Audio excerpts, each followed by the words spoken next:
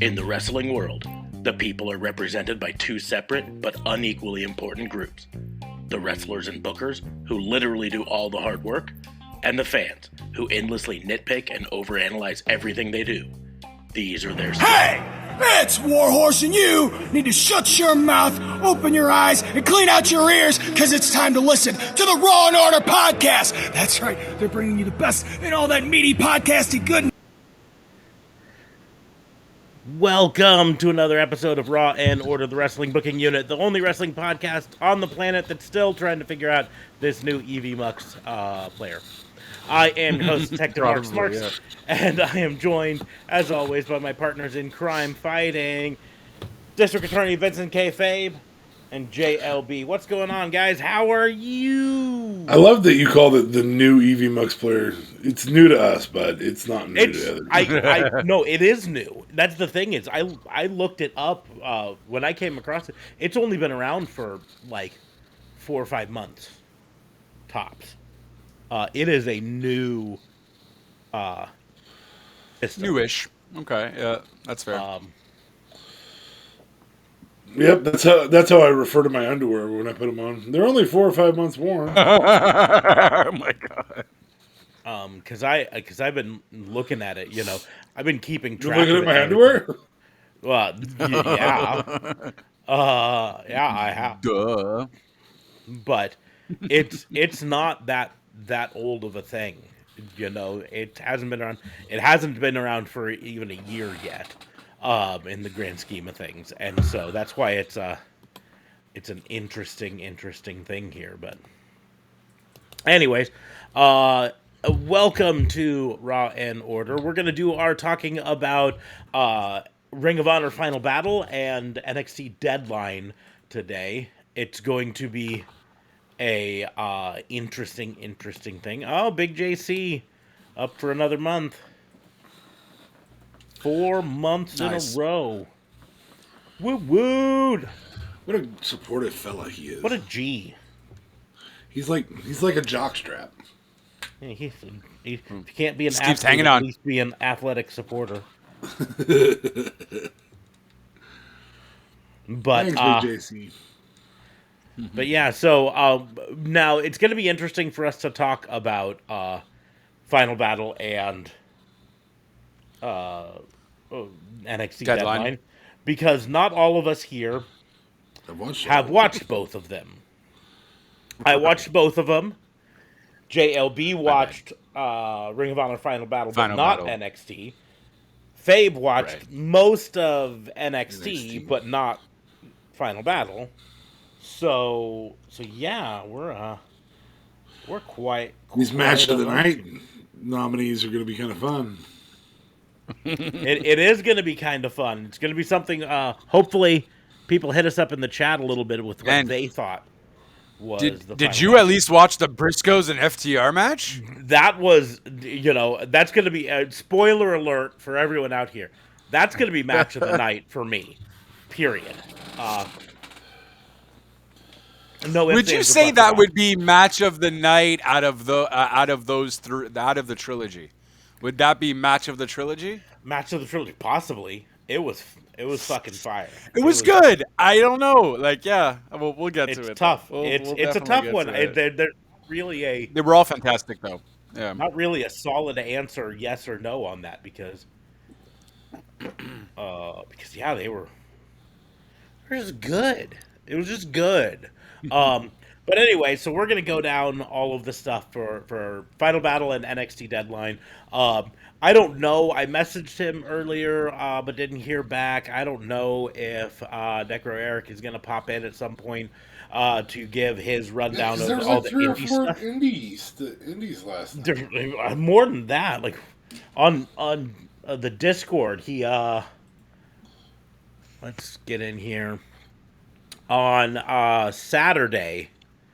Final Battle, Dreamwave Nevermore, NXT Deadline, Expect the Unexpected, XPW Merry Christmas, and then the MMA fight, UFC 282. And then, I don't know if he was going to watch the Triller thing either. Pacquiao is on Triller boxing. So there's And that. then today we had Pro Wrestling Grind Sinister Surge on independentwrestling.tv that he was talking about. So there's a lot of fucking A lot of fucking independent wrestling, a lot of fucking going on here. He might still be watching. That was at 9 p.m., so he's probably still watching that. Yeah, he might be. He might be tied up watching independent wrestling. So, I do know that at UFC 282, MJF was in the crowd and shown briefly on screen with the AEW belt. So that's Oh, cool. some cross promo there. Interesting. Yeah. I also know that he'd been talking smack against Patty Pimblett for weeks and continued to after that match because a lot of people think that Pimblett did not deserve to win. I haven't watched it yet, but just from what I've been reading, a lot of people are like, no, nope, nope. The other guy was running the table almost the entire time, and How do you guys find so much time to watch all this stuff? I don't know. It's fucking. Where does he get these wonderful toys? Well, I mean, he does have two TVs. Necro does, so he's got the two TVs. He can have multiple things playing, and he did say that one of the things that he does is for things like NXT, because he knows it's going to be on the network. He doesn't worry about watching it live. He'll watch it later, so he prioritizes that way. But, anyways, we to go into our reviews, we always review things a little different. We don't do like the normal shows do and go down one at a time. Here's this match. This is what happened. What did you think of it? Here's this match. This is what happened. What do you think of it? We cut to the meat and bones of it. Worst matches, worst moments, best matches, best moments. That's it. And so by the end of this show, if you haven't watched either of these, you should at least have a good idea of which matches are good and which matches might be skippable. Bathroom break matches or whatever, right? To go down the line here, I'm going to, before we get into talking about the matches and everything, I'm going to remind people of the card. We do not usually grade kickoff show matches, pre-show matches. And so I'm not going to really talk about them here. Just know that there were 4 kickoff matches on the Ring of Honor, and there were 2 on the NXT one, and somehow or another I missed them both. Yeah, because you were there for it. Mm-hmm. I just wasn't paying attention, apparently. So. I mean, in fairness, it was Ivy Nile versus Lash Legend and Chase University versus Javier Bernal and Zion Quinn. And that is a whole bunch of who the fuck is this? She can say every one of us. So I went off. On the Ring of Honor kickoff show, you did get to see Jeff Cobb, who is the man, and I hope he gets signed to Ring of Honor full time. That might be worth the cost of a subscription there just for Jeff Cobb, but we'll talk about that later. That might be in our worst move segment, by the way. So to go down the card, though, on Ring of Honor Final Battle, you started off with La Facion Ingobernable. Man, I'm never going to get that right on the first try. La Facion Ingobernable, which is Rus and Dralistico, versus Blake Christian and AR Fox. Of course, they had Jose the Assistant and Preston Vance out there to back up Rus and Dralistico. You had Athena defeating Mercedes Martinez to get the Ring of Honor Women's World title, right? So Athena's your Vance new chanting, women's "You deserve it." That's an interesting choice. I talked about it a little bit with Fabe yesterday. I think it was after the podcast or after the stream. But I think Mercedes Martinez fits Ring of Honor better. But I think if you're talking about trying to get people to watch Ring of Honor, putting someone who they might recognize from their time at WWE as your women's champion is not a bad choice, right? Right. By the way, Blake Christian and AR Fox did defeat Rush and Orlístico, right?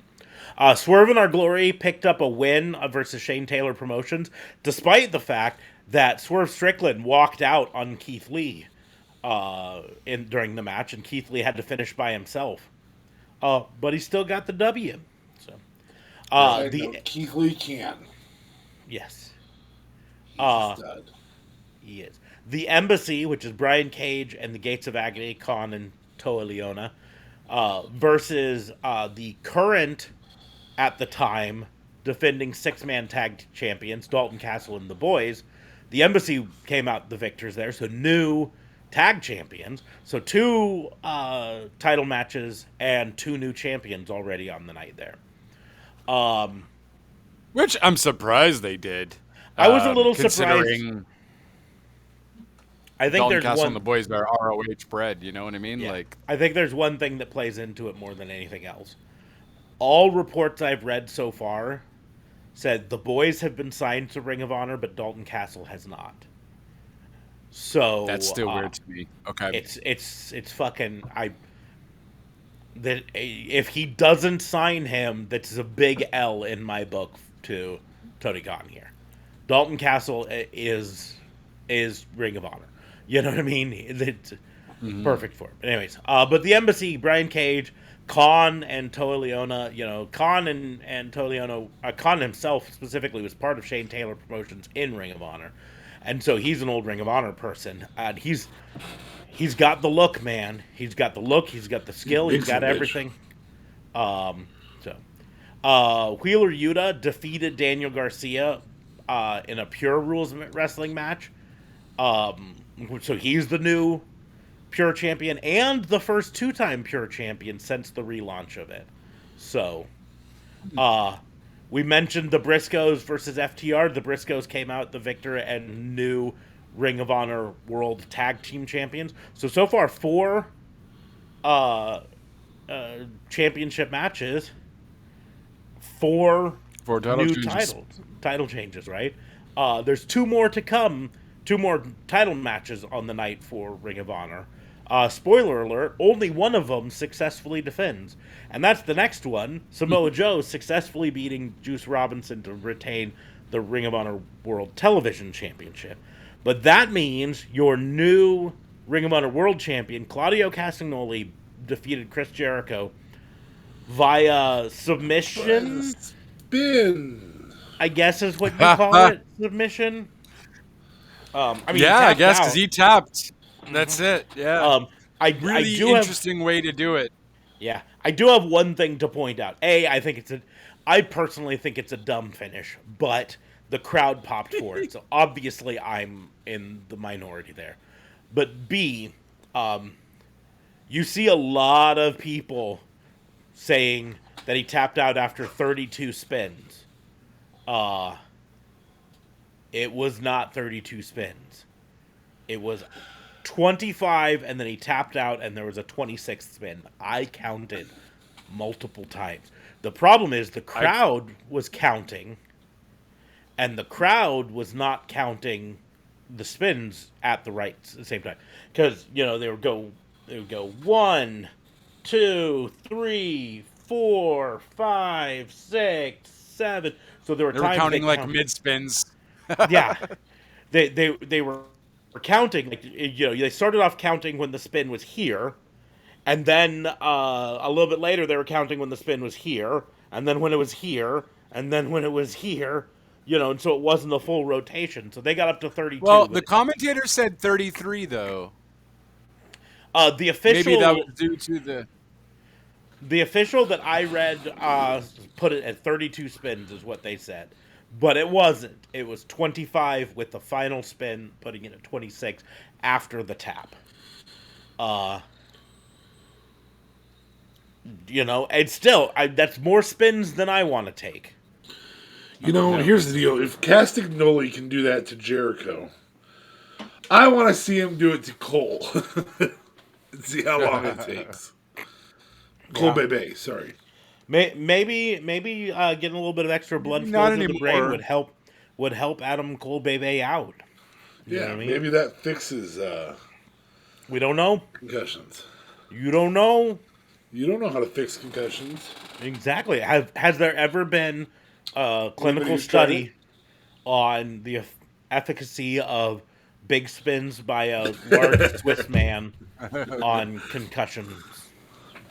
I Claudio submit there has Castagnoli not been. could be the remedy. Cure to CTE. Yeah, Could be. I submit. No, you don't understand, Big Show. You have to lose weight to get rid of your concussion. He needs to spin you 12 times. Yeah. Listen, based on our research on your concussion's bad enough. You have to get to 15 times. Anything less than that, and you're not gonna. It's no bueno.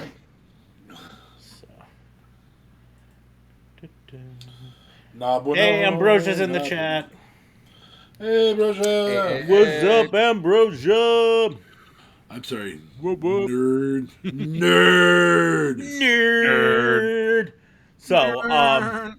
So that was Ring of Honor Final Battle. NXT Deadline had only 5 matches on the main card. Again, 2 matches on the kickoff show. They started off with the Women's Iron Survivor Challenge, which, to remind everyone, because it's a new match type and you might not know the rules, it is 5 total competitors, 25 total minutes, right? 2 start off, and every 5 minutes afterwards, another person enters, with the 5th and final participating entering at the 15-minute mark and getting finally 10 minutes at the end with all 5 competitors in there. Each time a wrestler scores a pinfall, submission, or is the victim of a disqualification, they get a point. Points can be earned at any point during it, so you don't have to wait until everybody is in the match to win in any way. Hey, Mark Jack's in the chat too. What up, Mark? Hey, Mark. And then a wrestler who is pinned, submitted, or disqualified goes into the penalty box for 90 seconds, meaning they can't be pinned multiple times in a row, is one thing, or at least not in quick succession, I should say. Because they can be pinned multiple times in a row, just not in quick succession. Well, the other piece to that is somebody else can be pinned multiple times in a row, which we discovered. Mm-hmm. But like, yes. Somebody can achieve a pin multiple times in a row. Yeah. If there's 4 people in the ring, one person could get 3 pins in a row, theoretically. If the other 3 were all out. Anyways. But somehow incapacitated. Yes. And then at the final of the match, the winner with the most points at the end of 25-minute time limit is the winner, right? There is apparently a sudden death overtime if it is a tie at the end. And they didn't really go into the rules on it, but reportedly it's in the result of a tie, those who are tied enter a sudden death, which means if there's a 3-way tie and but then 2 other people aren't part of the tie, they get eliminated from the match and those final 3 go on. We didn't see that happen, so we don't know exactly if that's the way it was. Either way, the winner of the match becomes the number 1 contender for their respective title. So we start off with the Women's Iron Survivor match, which featured Indy Hartwell, Kiana James, Cora Jade, Zoe Stark, and Roxanne Perez. And I can't remember exactly their order of entry. But the final winner, Roxanne Perez, the former Roxy, was able to get a 2-1 to 1 to 0 victory. Meaning that one person got 0 falls on the entire night, and that person is Kiana James, who, I mean, that's fair. I didn't really know who she is very well, so, you know. Didn't we see her at Zella Pro? I don't believe so. She might have been similar to, like a similar name to someone that we saw at Zella Pro, but I don't believe we saw her. Oh, nope. I'm thinking Kayleen, Oh, yeah. I have it on the shirt behind me, and I just don't remember it. Yep. Um, Kalina Keene. Keene, yes. Not Kiana James. But she got zero pins the entire time. She was, however, the victim of a pin by Cora Jade. This was still a fun match, so we'll talk about it there.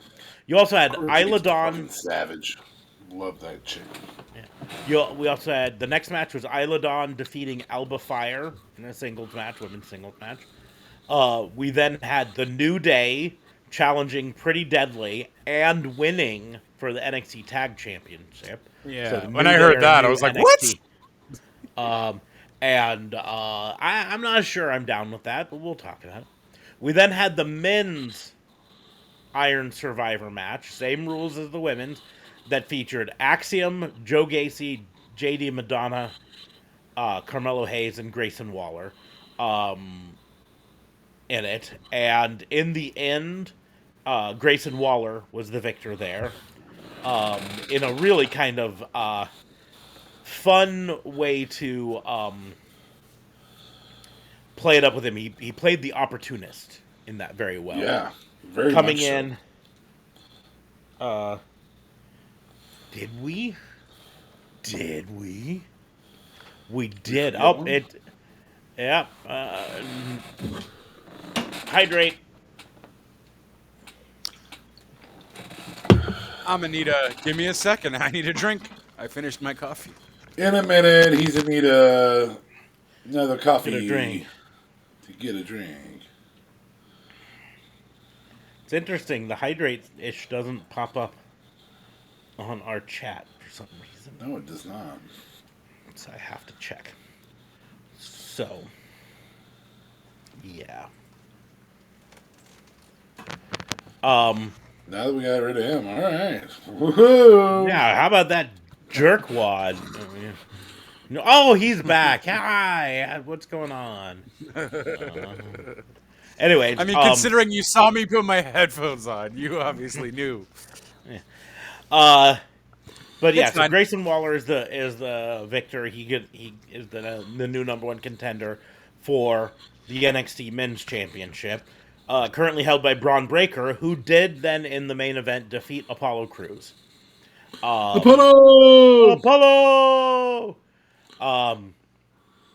Interesting Was thing. it a good match at least? It was a decent match. Yeah, I mean, It wasn't like. Yeah, it wasn't fire. Oh, no. It wasn't. I don't know. It didn't blow the roof off anything, but. Okay. It is interesting to point out, if you take out the Iron Survivor matches from Deadline, their longest match was the main event at 14 and a half minutes. All the other matches were under that. And that still, however, would be third longest of the night if you take out the Briscoes dog collar match for Ring of Honor. Ring of Honor, the Briscoes went 22 minutes. Claudio versus Chris Jericho went 17 minutes. The Wheeler Yuta and Daniel Garcia went 14 minutes, almost 15 minutes. And then it was 13 minutes and under for the rest of them. So, in reality, the NXT, as for the most part, even though it was the shorter show with only 5 matches on there, most of their matches were actually longer than the average match length for Ring of Honor, which is interesting. Oh, yeah, Ring of Honor. Yeah, Ring of Honor. And you almost might as well call it AE Dubs, right? Because it effectively is. Well, I mean, with all of the changes that they did make, on the media scrum, or before actually the ROH pay-per-view, Tony Khan's media scrum that he did for ROH Final Battle, he did mention that going forward, you're going to see a lot less ROH on AEW, We do know why now, because AEW. We will talk about that ROH after. TV. We're going to talk about that afterwards, because, or actually, we're probably going to talk about it at the worst move moment, because I'm going to go off on that a bit. Yeah. But we'll talk a little bit about that later.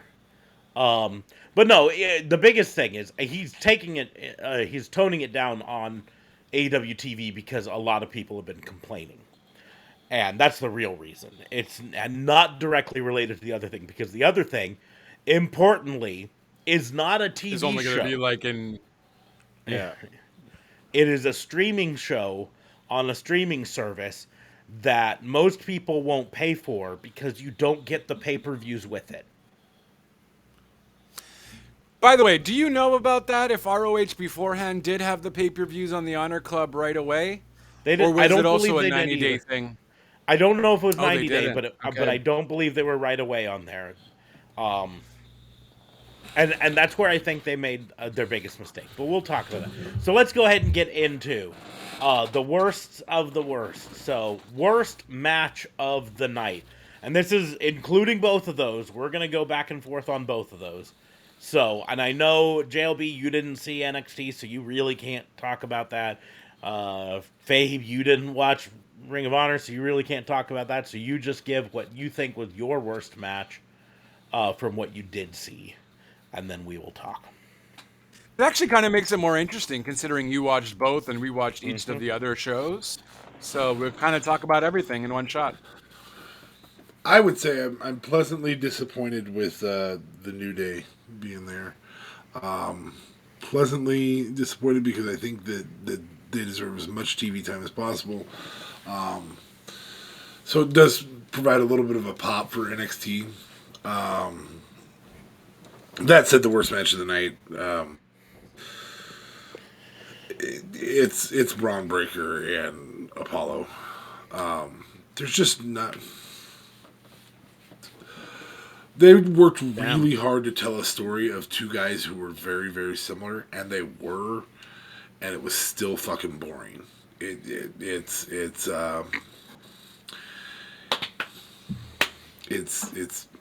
white meat Alfredo fucking wrestling. Like, I don't know. And it seemed like they were, when Smarks was mentioning the amount of time, there was a ton of filler of, I'm matching you move for move. Well, you're both fucking powerhouses, so thanks for matching each other move for move. That's all I got, is thanks. Like, I think we spent a good portion of that just bullshitting about other stuff. Yeah. I think the problem is, like, what were they trying to do with this, right? Were they trying to make Braun Breaker I think they were trying to build Apollo, but yeah, you didn't make Braun look dominant. You didn't build Apollo. Yeah. Where the fuck were you going with this? Like, you built it for 6 fucking months, man. Braun's had four other fucking title defenses in that time. I don't know. I just didn't know where it was going. I still don't. I think Braun Breaker is a leaning stone at this juncture. I think they're leaning on Braun Breaker's pop ability. He's everything about the guy sells. Comes out to so like his uncle. Yeah. Everybody in the audience goes. Hur, hur, hur, hur, hur. Yeah. I think Braun Breaker is a shitter get off the. Yeah, I think Braun Breaker is a shitter get off the pot moment now. They either need to pull the trigger on him and move him up to the main roster and really. That's why I thought maybe he would win. Yeah. That's why I thought maybe Apollo Crews would have won though. Yeah, so that they can get Braun Breaker. There's a more sellable character in the lead title stuff, in the title picture. Joe Gacy and his group are fucking sellable, man. Mm-hmm. People can chew on their fucking stories all the time. And maybe they've got something here, because Grayson Waller also, I think, could be a a good heel champion, right? So maybe that's their long-term plan. I think that's the part that makes Braun so white meat is he's his fucking face. Yeah. And I don't think he can be not a face. Yeah. But that's the deal. I think maybe their long-term plan, Grayson Waller wins the title from Braun Breaker. And doing it via having him show kind of an opportunist that's action fine. to do and it. then Braun fucks off to the main roster. Grayson Waller then can be a heel champion, and heel champions can defend very well. I've said it before. Heel champion is the best long-term champion. Face champion is almost always best for short-term because it always works better for it to be the face chasing the championship. Maybe that's what it is. Maybe that's why Braun's born, because he's a face champion who's held it for fucking ever. Yeah, but I mean, JLB, they had their chance with Ilya Dragunov. They've had lots of good chances to fucking give better bad guys. Your turn, JLB. What is your worst match tonight? I can't believe I'm gonna say this, but I think it's Samoa Joe versus Juice Robinson. I enjoyed the Roosh AR Fox match pretty well. I thought that was really entertaining. I enjoyed I'm a huge fan of the Dalton Castle team, so I thought that match was also uber fun. And I don't know. I felt maybe the Samoa Joe and Juice Robinson match was just a bit too short. I don't know. I was getting into it and then it was over. So yeah, I just think Samoa Joe and Juice Robinson, and I think also just the fact of believability. Juice is not going to be the champion because he's going to be in AEW. Like, there was no point, I feel, for Juice Robinson to even face Samoa Joe, because I feel like we're going to see Juice in AEW because he just came from like New Japan, no? So I think believability also kind of maybe hindered the match for me as well. So Samoa Joe and Juice Robinson is my worst match of the night for ROH Final Battle. You want to know why I was smirking there? Because if I were to choose worst match of Ring of Honor, it was going to be Samoa Joe versus Juice Robinson. I felt bad. I feel bad saying that. But in reality, of the matches that night, like you said, the AR Fox and Blake Christian versus Roosh and Dralistico, that match was fun. Fire. Tons of fun. That was fun. It ended, I think there was a mistake at the end because it ended kind of suddenly. The fans were even chanting, "You fucked up." So yeah. I think the referee fucked up though. Yeah. Someone didn't kick out. Yeah, I'll have to rewatch it to know for certain what happened, but other than that, the match was great. Athena versus Mercedes Martinez was fun.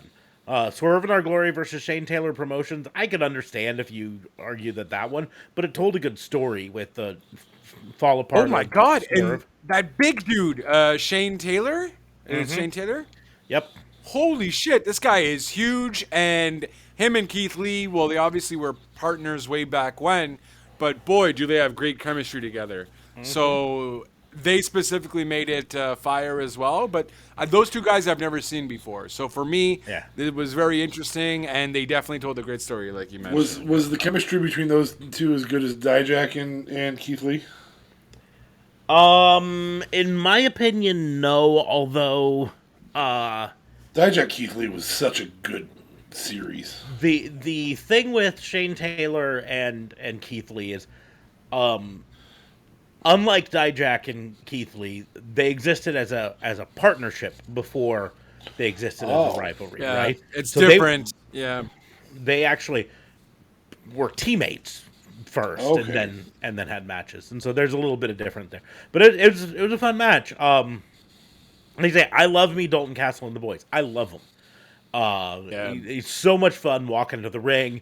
The boys making the stairway for him to get up into the ring. Them doing all of the stuff. It's. What is he supposed to be technically? He's like a narcissistic. He's a prince or something. He's a peacock. But why is he like that though? Like they follow him with everything. He's a peacock. I get that But because he's fucking Dalton Castle, and he can.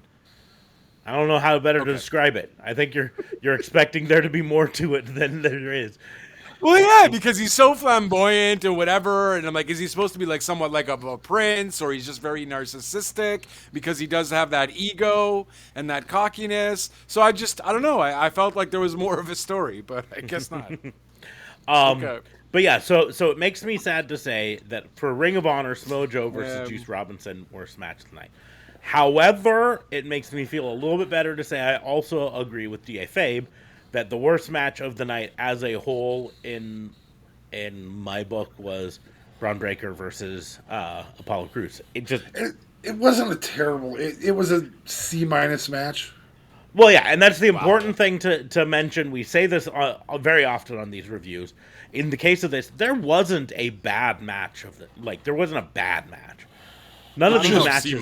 Nothing about it made you go, ooh, oh. C- is below average, but that's not bad, right? There's D and there's F below that, right? C is specifically average. That's the exact rule of C. Is that supposed to be average? Anyways, right. So it's slightly below average, but it just went like the other matches of the night on Ring of Honor were all better. The other matches on NXT were all better. It was just all better all around. It was more gooder. Anyways, so we will go ahead and move on to most predictable moment of the night. Well, once the New Day came out, New Day winning. Yeah, pretty predictable. Neither of those matches that were 5-member matches were predictable. I thought Alba Fire would win. She didn't. Do you say Braun Breaker? I think it's time for him to lose. I was assuming he was going to lose. I started the match telling you. Mm-hmm. I think this is the time that he loses. So and I agreed. I suppose I got to say the New Day winning. Really? Most predictable? Okay. Well, it wasn't the most predictable match, but the fact that it was just everything was right. They were bumping up pretty deadly, quite heavily, though. Yeah, but and for a WWE team.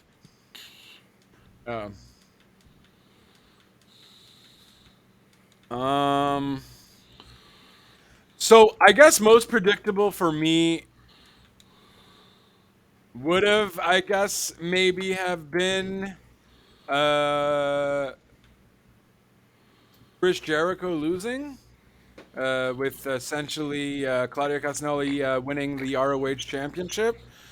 Because I didn't know if Wheeler Yuta was necessarily gonna win or lose. We're not really sure how they were gonna go with FTR. I honestly thought FTR was probably gonna win. So yeah, I would probably say Chris Jericho versus Claudio Castagnoli, and Castagnoli taking the championship back and being second-time ROH champion. Just because I didn't think Castagnoli was going to go to JAS. The fact that they made that stipulation made me like, okay, yeah, Claudio ain't going to go into JAS. That's not a thing. Would have been maybe entertaining, but I didn't see that happening. I don't think that was the most predictable moment of the night. For me, most predictable moment was Swerve turning on Keith Lee. That makes sense. How it happened was less predictable. Did he turn on him, though? Because Keith Lee also walked out from him last time, no? Yeah, and then they got back together, and they came out here, and then Swerve abandoned Keith walked Lee out in the on ring. him. Yeah. So, right. But my point is, it still was a turn. It was still a turn. He set him up and said, "No, I'm not going to defend you," and walked out and left him on his own. Right. Now, I'm not saying it was a bad thing. I'm just saying it was the most predictable moment. I knew at the beginning of the match. I said it on the live stream. The storyline that they're going to tell with this is Swerve abandoning Keith Lee. Right. That's just what you do at this point. And Swerve walks out. Yeah. in some way. I thought I even said I think Mark Jack was in the chat, and I said that that's the story, is that Swerve's gonna. And then I said there's also a chance, because of them talking about Shane Taylor and Keith Lee's history. There's a chance that it's Keith Lee turns on Swerve and abandons him or sides with Shane Taylor. But I thought the most obvious one would have been Swerve leading, and that's what happened, right? Right. I will point out that I was not as certain as you were that Claudio was going to win, especially with that stipulation, because we have recently seen events in AEW that have weakened the Blackpool Combat Club to the point where one of their members being forced to join a different group would not be unheard of, would not be that far out of pocket. You know what I mean? For Claudio to suddenly be forced to join the JAS and wear the stupid hat and tag team with Jake Hager as Hat Trick, I could have seen it happening. I was kind of hoping for that. I was like, oh, that's kind of cool. And he's like, hey, we're going to be called Hat Trick. I was like, oh my God. This is not happening, but I kind of wanted to. You want to know what makes Daddy Magic's nipples hard? This hat. Straight up.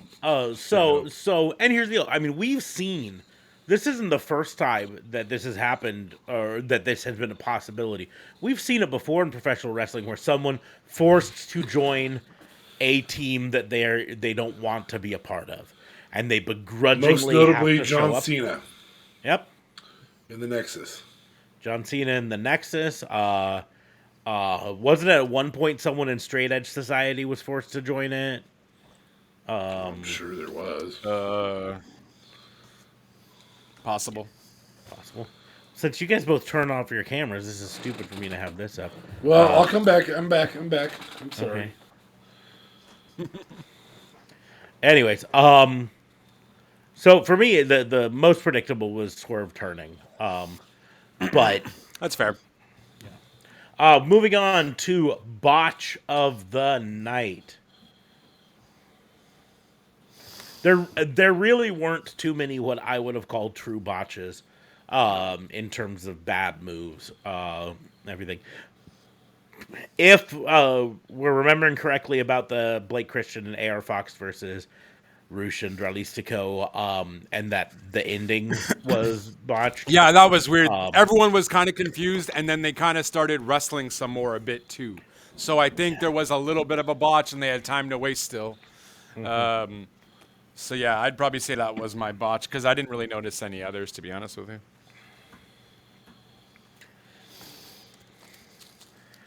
Fabe, did you have anything? Hopes.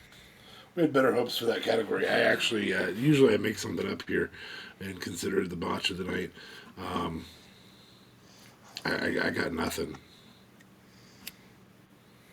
Okay. Like I said, that's probably the biggest thing. I mean, we could argue and say Claudio winning the way that he did was a botch. I don't think most people. I mean, it was kind of hard to see the tap, I feel. But I mean, I guess if I go and replay it, maybe I'll notice it. But while watching it live, I did not notice that he fucking tapped. Again, I said it before. I think it's a dumb finisher. I think it's dumb. I don't think it's a finisher. I just think it's dumb. I think that's why he did it. But I'm obviously in the minority, because if you saw the crowd, watch it again. As soon as he hooks and starts the spin, the entire crowd is on their feet. Right? So obviously, honestly, they were counting for everything, though. They were legit counting for everything, just so they could say Ocho a bunch of freaking times. Well, they were, but the people in Arlington, Texas were dope. But I'm not talking about the counting. I'm talking about on their feet.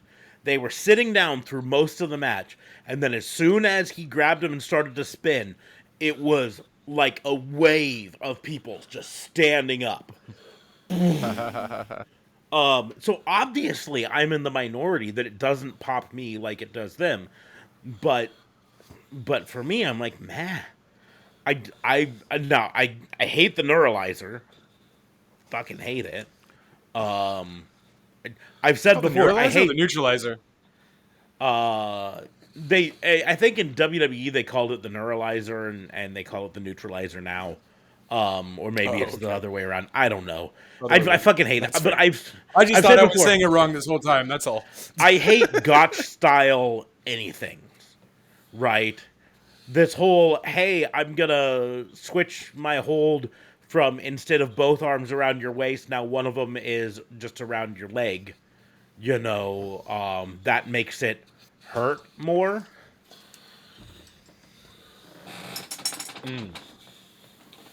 I guess. I don't know. I've just never been a fan of them.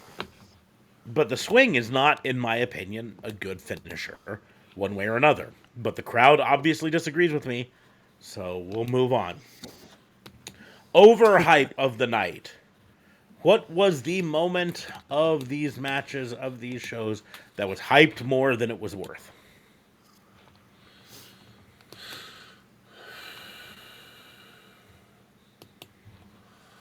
I don't believe that you can build a match for 3 months.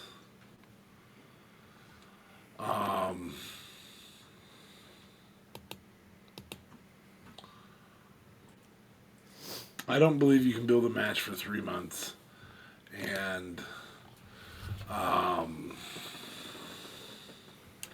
or for 6 months and not call it an overhype. So I gotta say Braun and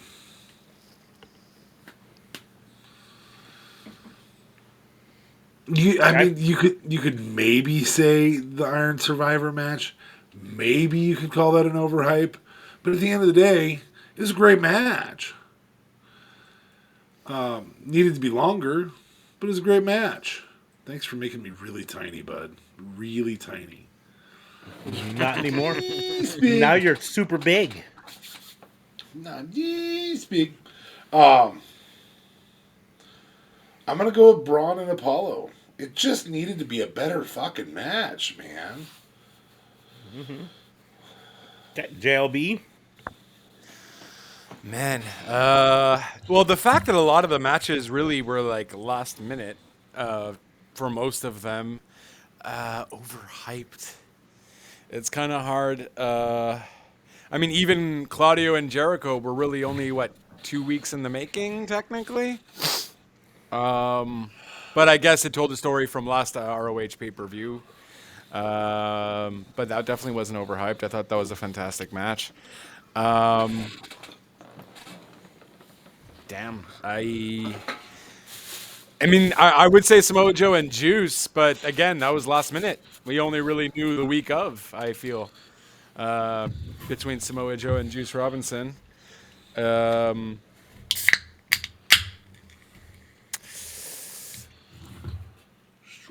watermelon ice. Yes. Dare I say Athena and Mercedes Martinez? You dare not. I don't know. I don't even go on and say it. I mean, I don't know. It's Athena is, I think, how you pronounce it. So, I'm going to agree with Fabe on this. Overhype of the night is... I hate to be just ragging on Apollo versus Braun Breaker, but it's Apollo versus Braun Breaker. Apollo! It either needed to be a fucking just beat down. Like, it either needed more brutality. I don't know what it was fucking missing. Well, storyline, I guess, because from what it sounds like... They had the it just told storyline. nothing. No, but I mean, it told nothing in the ring, though. In the match. Yeah, it was in-match storytelling. Yeah. It was that they were trying to tell too much of a story. Is that right, Sparks? Is that how you feel? I think it was that both participants were trying to tell the same story. Yeah. I don't know. Like a good match would have, here's what's going to happen in the eventual Braun Breaker versus Grayson Waller match. Braun Breaker is going to be trying to get the big move that wins him the match, and Grayson Waller's storyline is going to be avoiding Braun Breaker's until he can do something opportunistic and sneak a victory. Maybe even with cheating in some way. You know what I mean? That's two separate storylines. But Braun Breaker versus Apollo was just big man hit big moves. Yeah, on both sides. Or big man counter big moves. There was a ton of counters. But the counters didn't sell me on, ooh, wow, I can't believe, like, it was landing on your feet in a side hip toss. Wow. Except for it happens all the fucking time, man. Yep. I will say I would also put as a contender for overhype of the night New Day versus Pretty Deadly, and it's mostly because of execution. They brought in the New Day.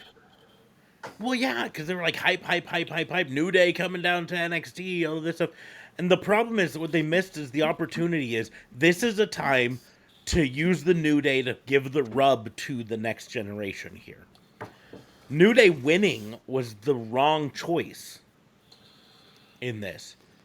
Unless there's something behind the scenes that I don't know with Pretty Deadly, like they've got to fuck off back to England, and so they were just here for a short-term visa, and now we got to take the belts off of them so they can head back overseas. It was the wrong choice to have them lose. This is when you give them the rub, you have them beat the main roster. And the thing is, they're heels. They're not above using cheat tactics to win, so you can have them win dirty and still tell a good story with it. But I still think the overhype of the night was Braun Breaker versus Apollo Crews, but I just wanted to bring up that one because it was really hyped up because the New Day was involved, and I don't even think the match really delivered. Like, it was good. It was a New Day match. There was nothing bad about it, but it wasn't like there's just pop. You're gonna get pop when you get New Day and Full Sail. Yeah, and so this is when you use that pop to give the rub to the new guys, right? I'll give it this. NXT's is the overhype of the night, and the reason NXT is the overhype of the night. It's a fucking premium live event. I'll give them the specialty name. Why are you at fucking Full Sail? Why are you at Full Sail? You should be able to be somewhere else. You should be able to sell out 10,000 seats. Even if it's fuck all Omaha, you know? Or if it's Wichita. You should be able to sell 10,000 seats. I feel like Triple H is almost saving his touring stuff for next year, though. Because I think he did mention on the last media scrum that they were going to tour a lot more starting next year for NXT. So I think that's what he's just kind of waiting on and seeing.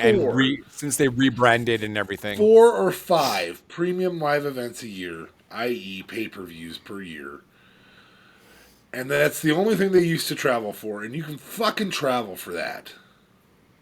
Mm-hmm. Yeah, it was always NXT TakeOver Brooklyn, TakeOver New York, TakeOver Phoenix, and it was always at a big stadium. Because guess what? Their weekly show is always in at Full Sail. Sail. So the overhype of the night gets Full Sail for me.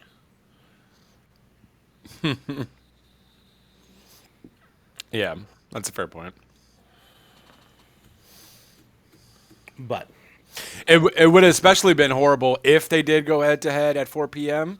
Then I'd be like, well, NXT, you're kind of lackluster on it because you didn't even try to make this a big event by bringing it somewhere. At least ROH, was in Arlington, and they did go somewhere. They didn't do it in Jacksonville or something, which they never did with any of their ROH pay-per-views. I think 2 of them were in Texas anyways.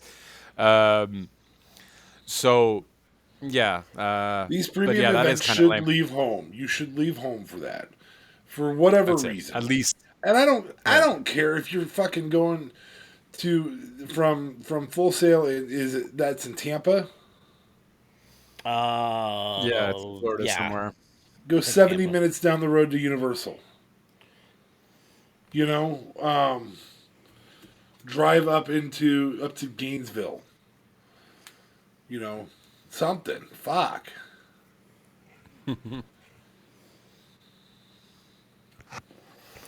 Don't give me the same. You're not going to trick me with the new stage of being in a new area. Like, no, same spot. I don't know. That pisses me off a little bit. And I didn't bring it up last night, but the more I think about it, the more it pisses me off. Like, go somewhere. Mm-hmm. That's fair. The kids are going to have to learn to travel at some point. Well, and here's the deal. I was actually going to talk about this later when it comes to AEW and Ring of Honor, because there's some news that has come out involving that kind of plays into it. But there is actually a reason for touring and house shows in professional wrestling, and that's to keep the, for lack of a better term, body calluses up. Right? Kurt Angle has said repeatedly that he probably would have had another 2 or 3 years as an active wrestler if he hadn't had that period of time where he was the Raw general manager and not actively wrestling on the regular basis. Because when you don't wrestle regularly, your body gets not used to wrestling. No. And so then doing it is even harder on your body, right? And Triple H has said the same thing when he retired from full-time wrestling and just would come back for 1 or 2 matches a year. And it was so much harder on his body. HBK has said it. Big Show has said it. You know, a lot of them have said it. Even John Moxley. Moxley said the reason he has done so many independents over the course of his AEW tenure was to keep his body in wrestling shape. That when you're only wrestling once, even just once a week, but in AEW, like when he was world champion, he was wrestling maybe once a month. You know what I mean? And it's so much harder on your body when you only do it once a month. And that's why the house show circuit is actually good. There's another reason for it, but this is good because it keeps your body in wrestling shape, and it's not just doing this ping-ponging between not wrestling for a month and then putting your body through crap and not wrestling. Joey Janela actually did the same thing. He realized after his first year in AEW that not doing indies, his body was becoming complacent, and when he did wrestle, it hurt more. So he started doing a bunch of indies to keep his body used to wrestling. And it worked. It didn't keep him in the company, but that's a different thing altogether. That's fair. So the house show circuit and the traveling circuit, just in general, keep your body. The other thing with house shows and everything is it also helps you dry run storylines. Yes. Because it's not part of the official storyline on TV. You can have matches that you play out a finish to see how the crowd reacts to it and tweak it and all of this stuff. And then eventually you find a version of it that the crowd likes and you like, then you can put on TV. Now, AEW has mentioned, Tony Khan has mentioned that he's thinking or planning about doing some, not a full house show schedule, but some touring, some additional shows that are not televised shows. That's a good way to cross over his two brands too. I think what you do is you take Dark and Elevation, and you take them on the road and you make those house shows. And again, you then cut down on. I've said this before, but you cut down on the local talent and you bring your regular talent on there more to keep them in wrestling shape. So, anyways, moving on. Worst performance of the night. Ooh, This one's a tough one. Well, apparently not for you guys. For NXT, at least. The thing is, NXT was a fine pay-per-view. Yeah, I don't know that I can point any fingers at either of those two and give them a worse performance. Yeah. Booker T. Yeah, maybe. Booker T marking out for Roxanne Perez. Mm-hmm. And apparently he was making fun of the New Day or hated the fact that the New Day won or something. I don't know. Twitter went crazy over something along those lines. No? Did you guys hear anything? I would say, I didn't hear anything. But, I would say the worst series Booker T did, worst speaking series, him marking out over somebody he trained is one thing. When is it? It's not Josh Alexander. Who's his co-host? Is it Josh Alexander? No, it's let me scroll up again because I can't remember. Where's my mouse? There it is. Okay. Anyway. Vic Joseph was the co-host. Vic. When Vic said, Booker, did you ever have a moment like this where you faced somebody who was so similar to you? And Booker's like, yeah, it happens all the time. And you're just like, when? Your brother? Is that who you're going to claim? The Rock, because you had the bookend and he had the rock bottom? Like, when? When are you going to... Okay. There was he's not a great commentator. I was still shocked when he went to NXT to be a commentator. You think we get Wade Barrett back soon? When? Yeah, I think when McAfee is available again after football season is over, he comes back and takes his spot on SmackDown, and Wade Barrett then goes back down to NXT. That's what I think the plan probably is. Or at least replace him with Byron or something. Like, I feel that, like, Booker... Okay, mind you, I don't watch NXT. Maybe Byron along with Booker? Or just Byron and Vic. Who's his Byron's co-commentator? Too. Well, I mean, yeah, but Book just says a bunch of stupid shit, too, though. Like, and I feel like Booker doesn't know as much in NXT... as he would in the main. Like, I wouldn't mind maybe Booker on Raw or SmackDown because he would know a lot more of the wrestlers and so on and so forth. He would still say stupid shit because that's just Booker. Maybe the right move is to bring random wrestlers in and have them commentate. You know, you could have KO do one of those 1 week, and then you could have Sami Zayn do one week, and then you could have, Apollo do one week. Apollo! Sorry, I just had to do it. Yeah, it's fantastic.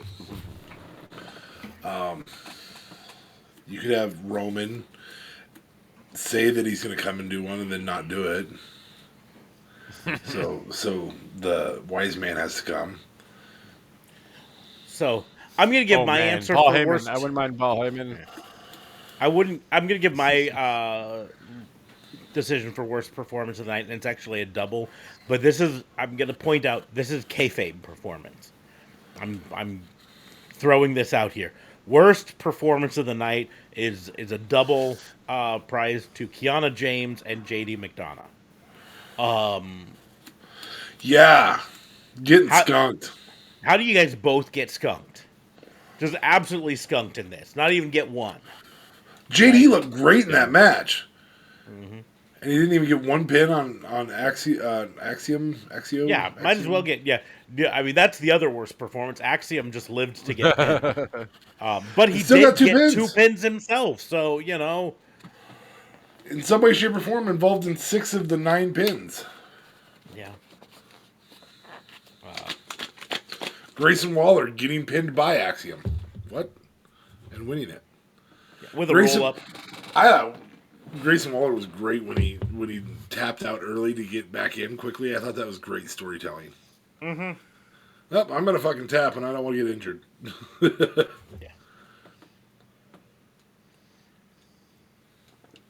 It's like, yeah, I'm not going to deal with this. JD McDonough getting his ass handed to him inside the penalty box. Mm-hmm.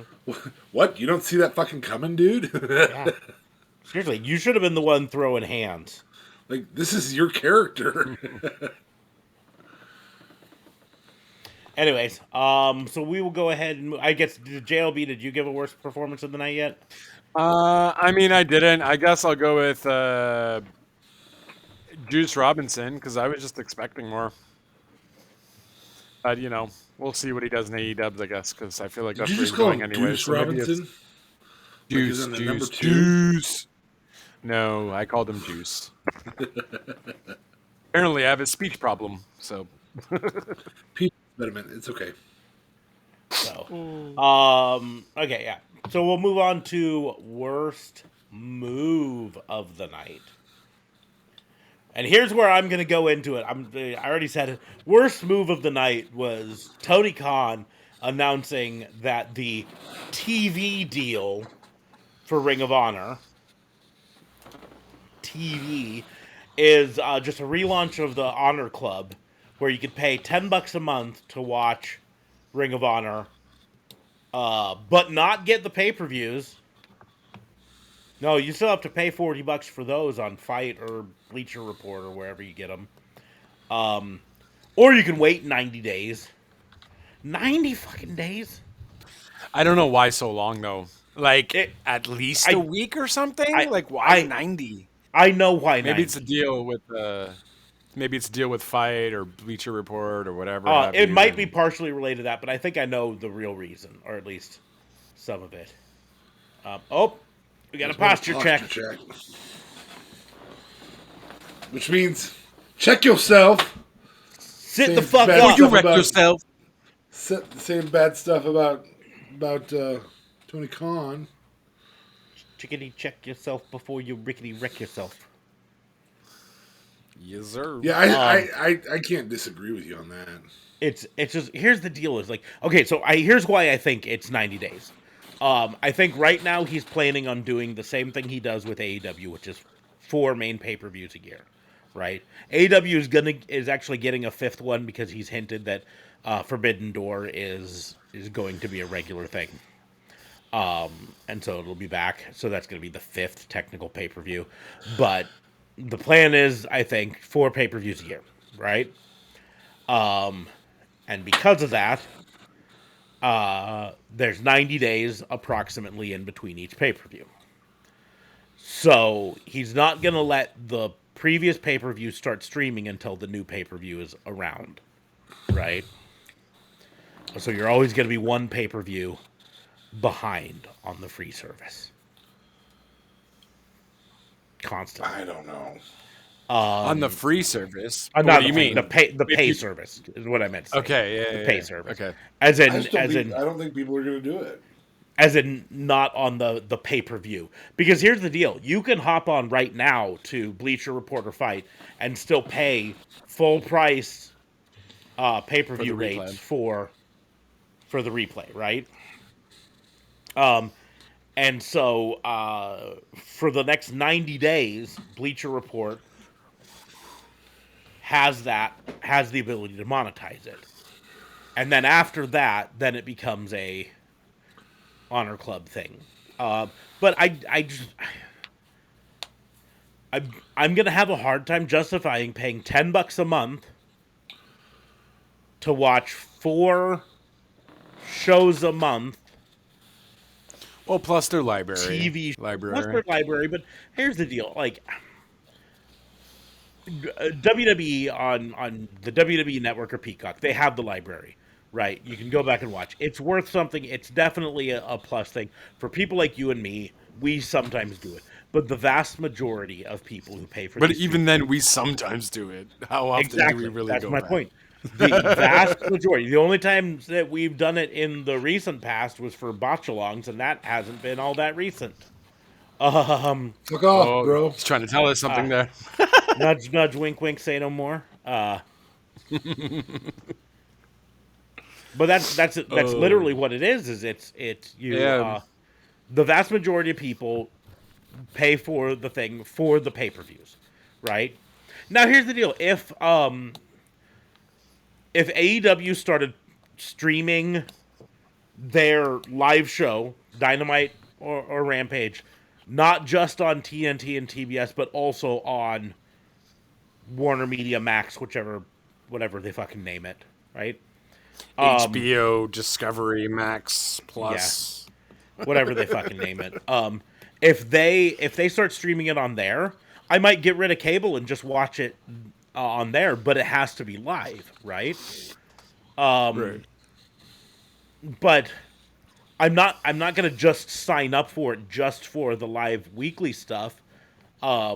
If the pay-per-views aren't included, that's the whole reason. That was the whole selling point of the WWE Network, right? That's it. It was literally their number one selling feature of it was sign up today and you get the pay-per-views for free, right? In fact, that's the way they pitched it was you're paying for the weekly show and the library, but you're getting the pay-per-view for free. In fact, even more so, you don't even have the weekly show. You didn't get the weekly show on it live. No. You didn't even get it live. Yeah. It was delayed by like a month. Well, I mean, it still is technically, though, right? Mm-hmm. Peacock doesn't show Raw or SmackDown. You still have to wait like a week, I think, or 2 weeks for it to upload it through. So, and that's my point. The whole selling point is the pay-per-views and the back library, but the pay-per-views, right? And that's why it was so successful for WWE. Is people were like, I could spend $40 a month on the pay-per-view, or I can spend $10 a month and get it for free, right? That meant instead of a crapshoot on whether they actually bought the pay-per-view, or, frankly, instead of a bunch of people getting together and saying, we're going to get 16 people in a room and we're all going to pitch in $2 and get the pay-per-view, right? Mm-hmm. Now it was just $10 for us, so everyone just has it, right? Literally, from a viewership standpoint, from an actual paid viewership standpoint, the WWE Network gets more streams of its pay-per-views live than it got bought pay-per-views before, right? Because before, when pay-per-views were $50, almost everyone got together with a bunch of friends to do their pay-per-view, right? So then it was 6 people all together paying one pay-per-view fee, right? But now those right. 6 people are all paying $10 a month, right? So instead of hitting $50, you're getting $60, plus you can actually advertise, we got literally 6 times the number of streams than we would have gotten with regular traditional pay-per-view. Okay? So it's just a dumb move, and I know he was probably backed into a corner with it, that he didn't have a TV network that really wanted Ring of Honor, which is fine. Sinclair spent the last 10 years of owning Ring of Honor destroying the marketability of it by putting it on at 2 o'clock in the morning on channels that nobody got or nobody knew they got, things like that. Okay. And so I get it. He's got to build it back up again, but it's so dumb to not put the pay-per-views on there. I'm a Ring of Honor fan, and I'm thinking I don't know if I can justify $10 a month to watch a weekly TV show. 4.25 shows a month. Yeah. I mean, that's $2.50 per show, effectively. Yeah. And then still dropping $40 to $50 on pay-per-view weeks, right? I can't justify that. I think if your pay-per-views were there plus AEW, right? Plus because AEW. Yep. chances are a good chunk of the ROH fandom is also watching AEW. Because guess what? A lot of the ROH stars were on AEW and yada, yada, yada, and they have kind of a similar reach. And it's obviously owned by the same freaking person, so there's that too. So it's just a lot. I feel like I don't know why you couldn't have gotten a deal with, all right, Discovery, I'll give you AEW and I'll throw in ROH as a thing. Give it to me on your streaming platform. You know what I mean? And it's for the same price. I'll throw in ROH in there or something. That would have helped you with the pay-per-views. I assume he has a contract, though, with Bleacher and so on for a while, and he probably can't get out of that for the pay-per-view deal, at least for ROH. Maybe. I don't know. Bleacher Report's owned by Warner Media, so it's all part of the same thing. Fair enough. Okay. It's all the same thing. It's all the same.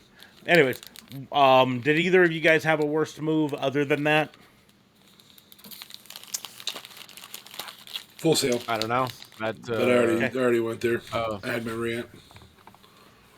Yeah, I guess I'm gonna go with that botched pin. Okay. That botched pin in the was it the first match of the night? Yeah, it was the ROH match, right? So Yes. yeah, probably the botched pin that kind of was pretty weird, but still didn't take away from the match all that much. But yeah, the botched pin. I'm gonna go with that. I don't know. JD McDonough trusting the person he just went into the penalty box is kind of a good example. Oh, he's going to be polite to me as I walk out. Yeah, we're bitter enemies in a fight, but I'm gonna just expect him to be nice as we leave. Yeah. Oh, there we go. Oh. Okay. Final of the worst is worst moment of the night. Ooh. I am going to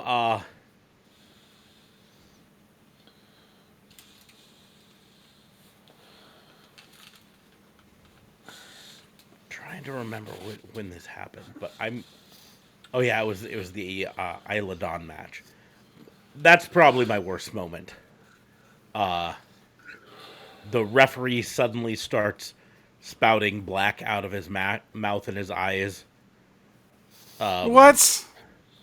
Oh, we didn't talk about that yet because it didn't make it into the worst in any other places.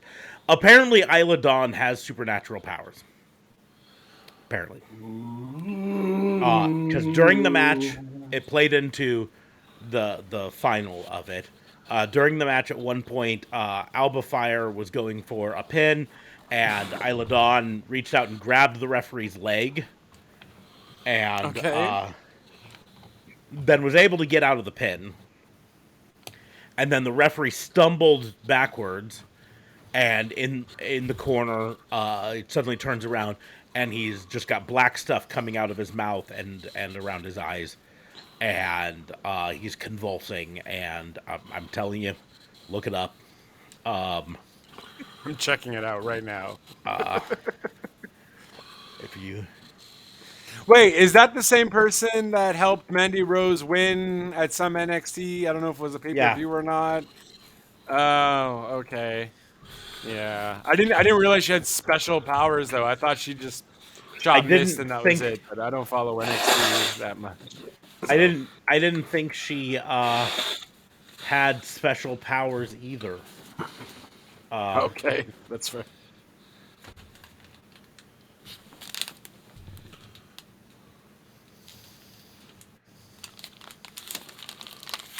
This was the Lone Survivor match there? Iron Survivor? No, it was a singles match. Referee vomits black ooze thanks to curse from Isla Dawn during NXT Deadline. Going to show me an image here. And then image up. Give me a second. I'm finding a good one because here we go. Image in new tab, and then make it bigger. As it didn't come from his eyes so much; it was mostly just his mouth.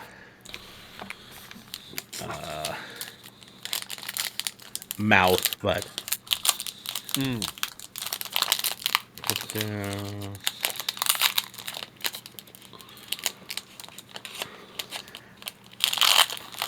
coming out of his mouth there, all over his hands. Oh, Jesus. If you watch cooking shows, he looks like Aaron Sanchez. And he's holding his stomach. Yeah, and he was like convulsing, and like his eyes he couldn't see, and all this stuff. And another referee had to come out to the ring and count the pin. And it's what led to Isla Dawn winning.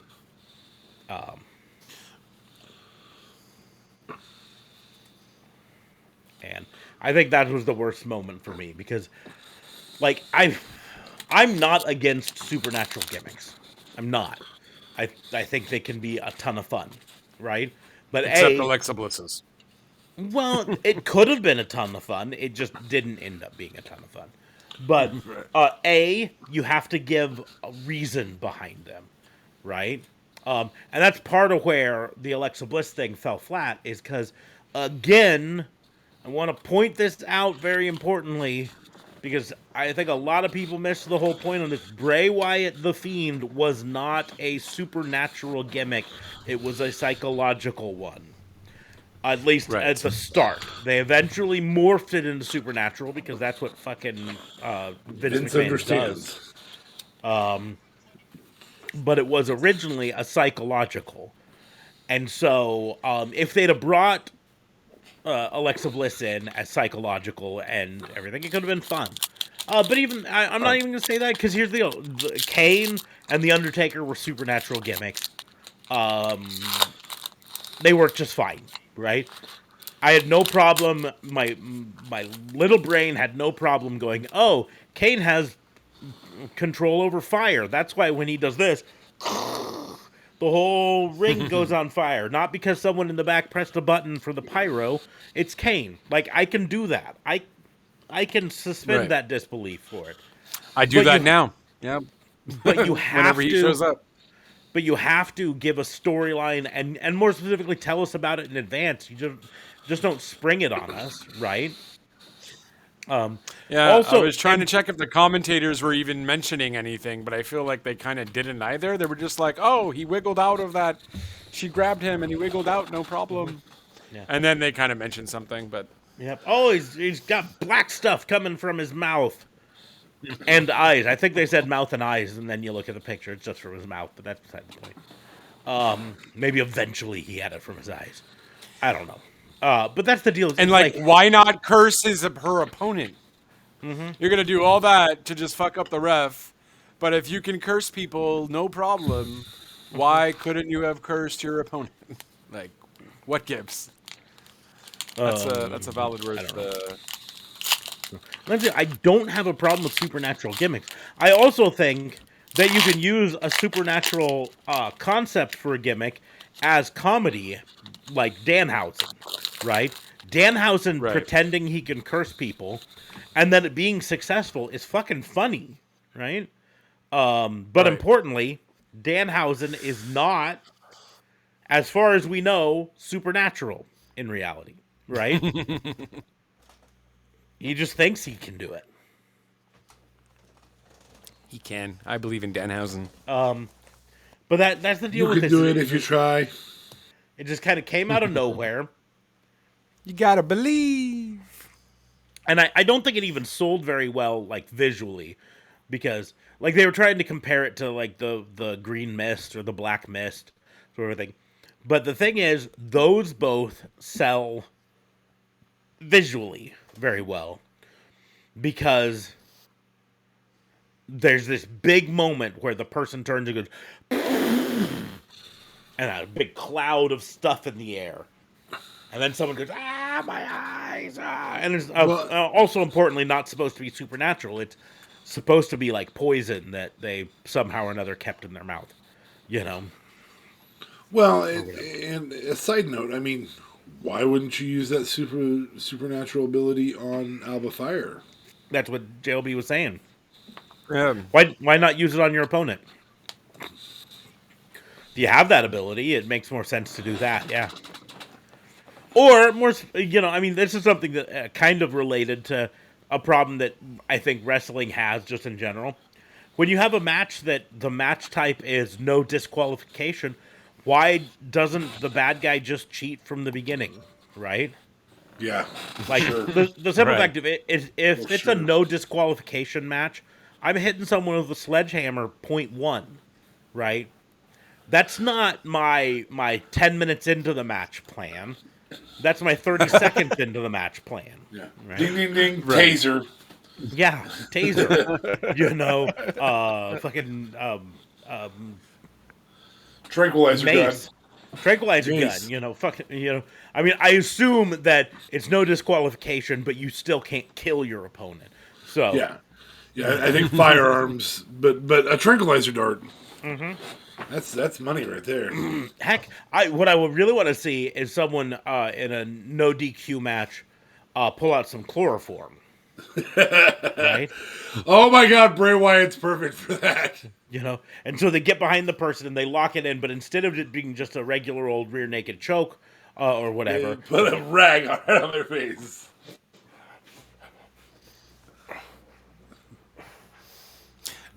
He might easily be able to do that to LA Knight if ever they fight.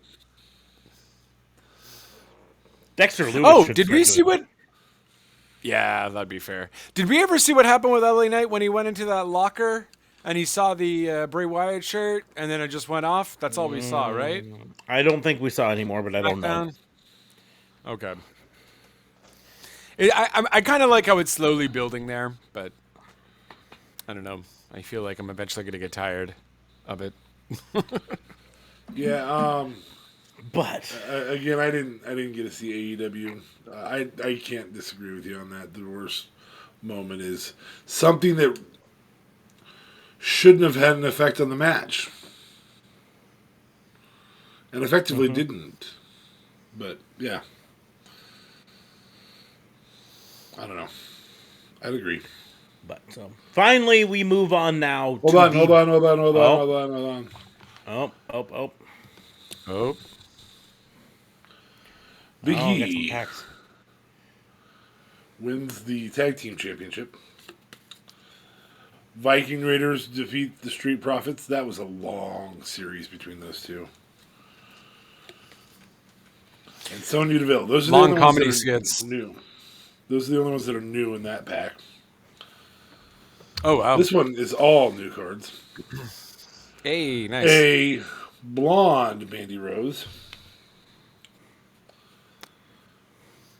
Jey Uso.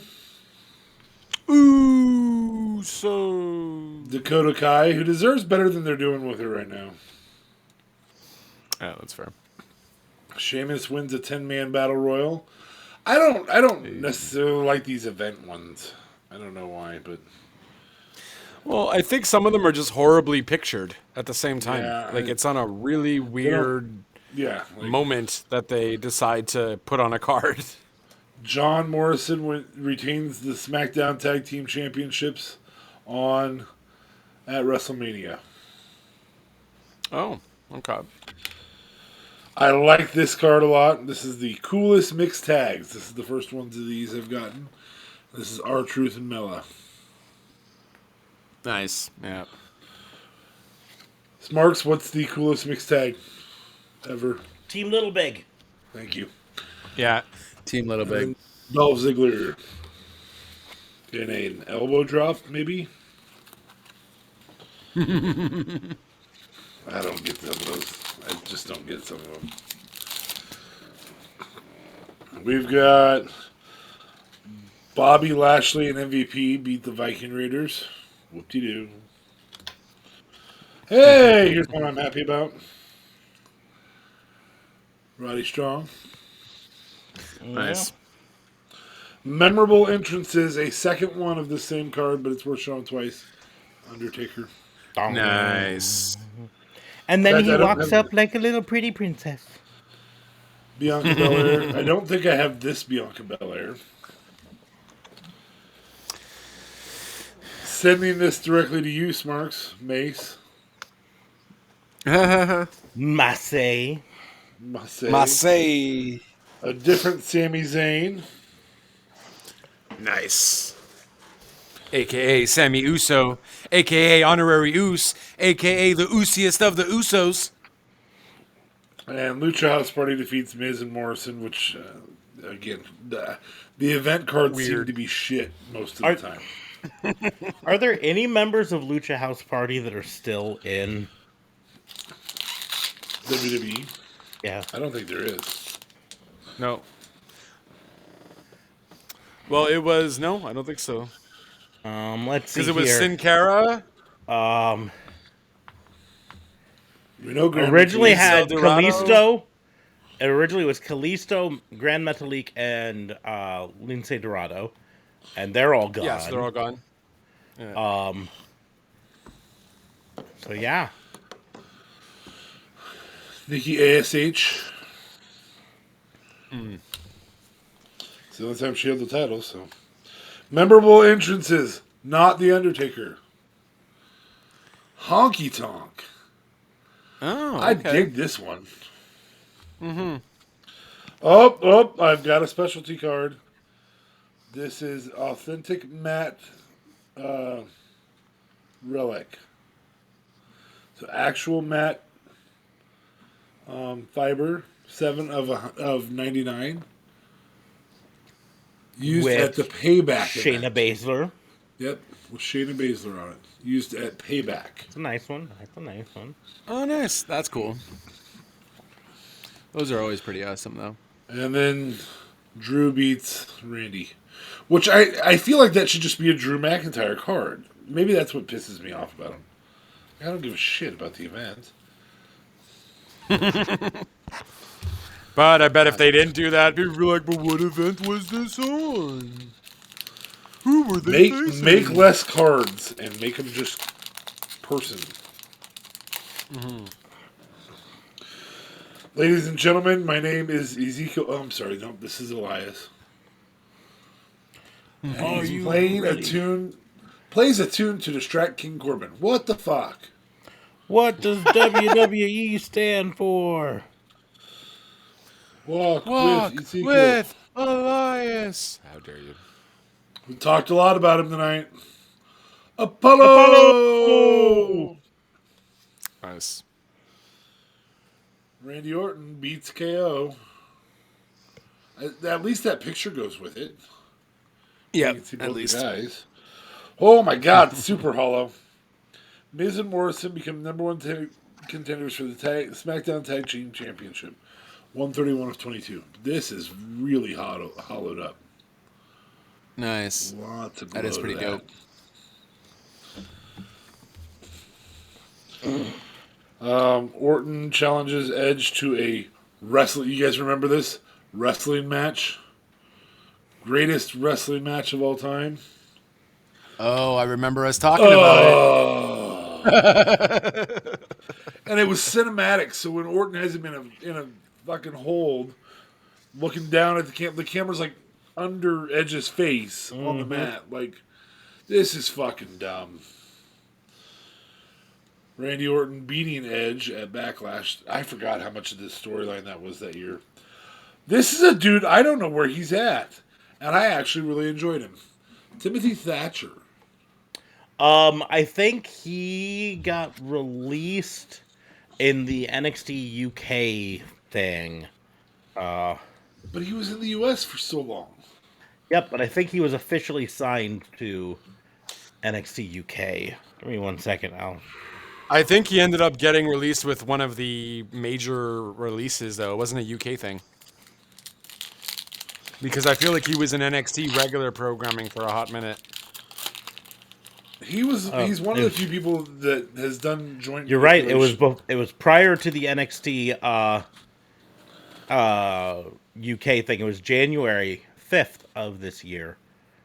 He was released from his contract. His last match, however, was the loss on August 24th of 2021 to Ridge Holland. And afterwards, Ridge Holland attacked him, and they wrote him off television. All right, last pack for. I mean, there's others in this box, but I'm not gonna. These are just not good enough to do the whole box. Alexa Bliss, Keeney. Nice. Oh, look at Keeney. Back in the full mask Kane. Yeah, back when it was enjoyable to watch him. And that's his real hair. John Morrison beats Kofi Kingston. Again, why can't that just be John Morrison? Yeah. A super hollow of one we've already looked at. Again, Nikki ASH. By the way, you can catch Timothy Thatcher on Pro Wrestling Noah. Oh, that's where he's at?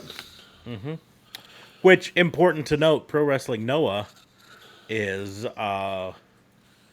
one of the ones that AEW apparently has an okay relationship with. Relationships with. Drew McIntyre defeats King Corbin again. Why? You could use this picture Just on make it 6 a different events. Well, the thing is, so here's the biggest thing with that though. Like, if it was Drew McIntyre defeated King Corbin to win the championship, it'd be one thing. But he defended against King Corbin and successfully won. That's not a big thing. It's just like...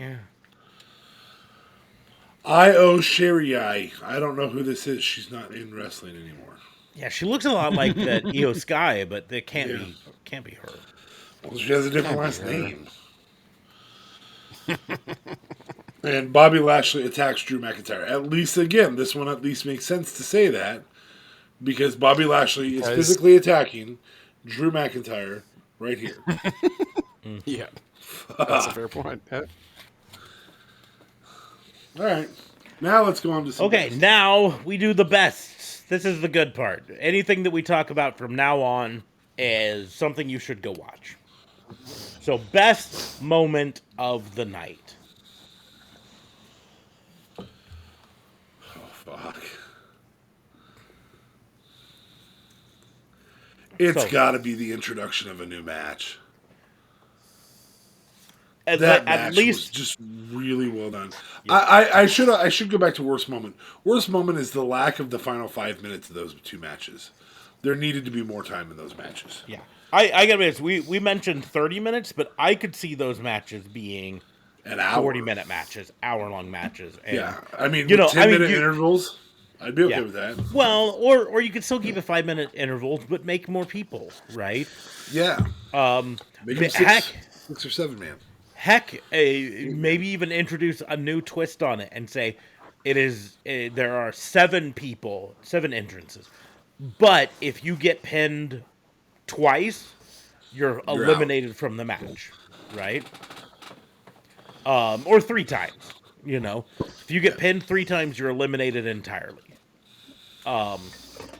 Which in the case of these matches, right, only one person would have been eliminated entirely. Yeah. One particular person. Mm-hmm. Just one. Just one. So yeah, I the best moment is, fuck, I love those new matches. I do. They were entertaining as fuck. I think they're equally as valuable as an elimination chamber randomly showing up to establish two or 3 competitors for the title. I think that you can establish multiple competitors for titles out of those. I don't think you can do it as a every year this happens at this pay-per-view thing though. Well, yeah, I think that's another one of those matches that works best as a blow-off to a current something or other. Yep. Oh my gosh. Wow, there's 5 of you. Well, let's have an Iron Survivor match. Mm-hmm. So, best moment of the night. I think it could even be a likely replacement for something like the Elimination Chamber. Right? Yeah. They're not going to. I think they're going to keep it as an NXT match. Yeah. I think Elimination Chamber has its value too, so long as it's not its own pay-per-view. Yeah. But I think it's one of those things that could be a blow-off match similar to Elimination Chamber where, and that's why I think Elimination Chamber shouldn't be a set pay-per-view, but rather hey, there's only one way we can how many times have we seen the I should be the number 1 contender. I should be the number 1 contender. I should be the number 1 contender. Oh my gosh. Well, rather than have a number 1 contenders match, there's 5 of you claiming it. Yep. Now you can either have this style of match or you can say, let's have an Elimination Chamber. Exactly. JLB, best moment? Best moment. I think I'm going to have to give it to. I loved the visual of the Briscoes and FTR with I don't know the non-bald FTR one. I always fuck up on their names. Trying to reach for his partner to be able to try and stop the submission, but while he's on the chairs, and then him ultimately just giving up. I liked that visual. Honestly, there was just so many moments between Dax Harwood also choking one of the Briscoes on the ropes with the actual chain. The visual moment for me would have been Cash Wheeler is who? The bald guy or the other one? Cash is the one with hair. Dax is Cash the one Wheeler without Cash trying to save Dax while Dax was getting Dax was getting submitted, but ultimately lost to the Briscoes. I thought was a great moment to have. Just that overall match, but that moment was a great way to end that trilogy, perhaps. So I'm going to go with that. Okay. Hold on a second. Oh, bless you. I could feel that sneeze coming and didn't want to do it right into the microphone. The Briscoe. There were a lot of moments in that match that you could argue. For sure. I'm gonna choose something a little different. As moment now. Okay. I'm gonna say this. There's a moment that was on the pre-show kickoff show for Ring of Honor that if it had been on the regular show, would have been either moment of the night or move of the night. But because it's on the kickoff, we can't consider it. But Top Flight, that's Darius and Dante Martin, versus the Kingdom, they hit this move that was like, I don't know the best way to describe it. One of them had... I think it was Mike Bennett up in the electric chair.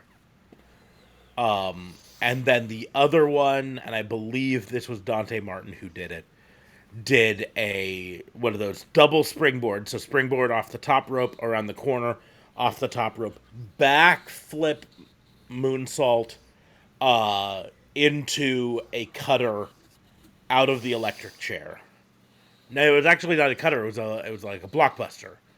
So it was an electric chair double springboard blockbuster, I think is what it was. Oh, Jesus. Okay. It was absolutely insane. But it wasn't on the main show, so it doesn't count. So instead, I'm going to choose something. This might not have actually been the best moment of the night, but I think it was such a great piece of storytelling that it deserves to be highlighted. During Daniel Garcia versus Wheeler Yuta, Ring of Honor Pure Rules Championship, right? One of the things with the Pure Championship is you get 3 rope breaks per person per match, right? After that, the rope can no longer stop a hold, no matter what. The moment was the fact that Daniel Garcia came into that match and immediately, purposefully, locked up Wheeler Yuta in submission maneuvers in the ropes 3 times in a row, right off the bat. So the referee had to call rope breaks on all 3 of those to start off the match within the first 40 seconds, with Wheeler Yuta now being out of all of his rope breaks. That is a just excellent piece of storytelling. Genius. Yeah. To come in and tell this story that I'm smart enough to know that my best thing is to make sure I don't have rope breaks for later for you, right? So let's just get him out of the way. I'm fine with you rope breaking just right off the bat. So I'm just going to literally tie you up in the ropes and hit you with this submission. So the referee has no choice but to say, oh, he's in the ropes. 1, 2, 3, 4... And then I let him go. That's the rope break. And then before he even gets a chance to get up, I tie him into another submission in the ropes. You gotta break it. 1, 2, 3. It's so brilliant, and it shows Daniel Garcia as a very smart pure rules, but also it's still heel tactics. It's 100% Right. heel maneuver, right? It was so great storytelling. So that's what I'm gonna pick for moment of the night. Although in reality, it probably was something from the Briscoes match. For sure. You know, if you're an Athena, fan, Athena winning the Ring of Honor Women's Championship could have been a moment of the night for you. I mean, there were a lot of great things for it. And I agree with Fabe that in terms of NXT, those new match types are best moments just in general. Well, and to give one specific moment, Grayson Waller running away for 26 seconds, I thought was fantastic. He said, I'm up by 1. As long as I can stop all you did was run in else, and break pins and run away. Break a pin, run away. Break a pin, run away. As long as I stop someone else from getting another thing, I win. Right? That's it. I don't have to pin anyone. I don't have to. I just have to not get pinned and not let someone else get pinned. That's it. Also, in relationship, Grayson Waller running in and making his entrance by stealing 2 pins just right off the bat. Boom. Right? Grayson Waller had some really great moments without having a great match by any means. Mm-hmm. It was all storytelling. I'm an opportunistic prick.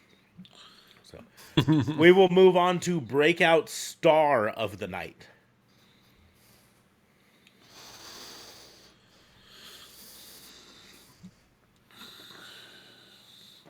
On NXT, it's either Roxanne Perez or Grayson Waller. Both of those matches had people who hadn't fought for titles before. Mm-hmm. Roxy has a bigger history, but I would say if you go at it and you're looking at it as from a performance standpoint, Grayson Waller's was better.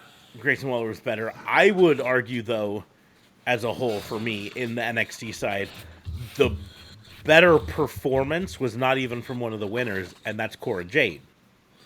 That girl has world title written all over that. She has beat Ronda Rousey written all over her. Well, she's got Mean Girl, so fucking evil. Yeah, Mean Girl vibes. What would be really great is, frankly, a Mean Girl group with Cora Jade and Mean Girl Alexa Bliss together. Literally is just basically just the fucking the Heathers pricks to everybody. Oh my god, dicks to everybody. Yeah. Sort of thing. But for me, breakout star of the night. It's so tough to really name one person as a breakout star from the Ring of Honor side of things, because everyone was kind of known in one shape or another. You know what I mean?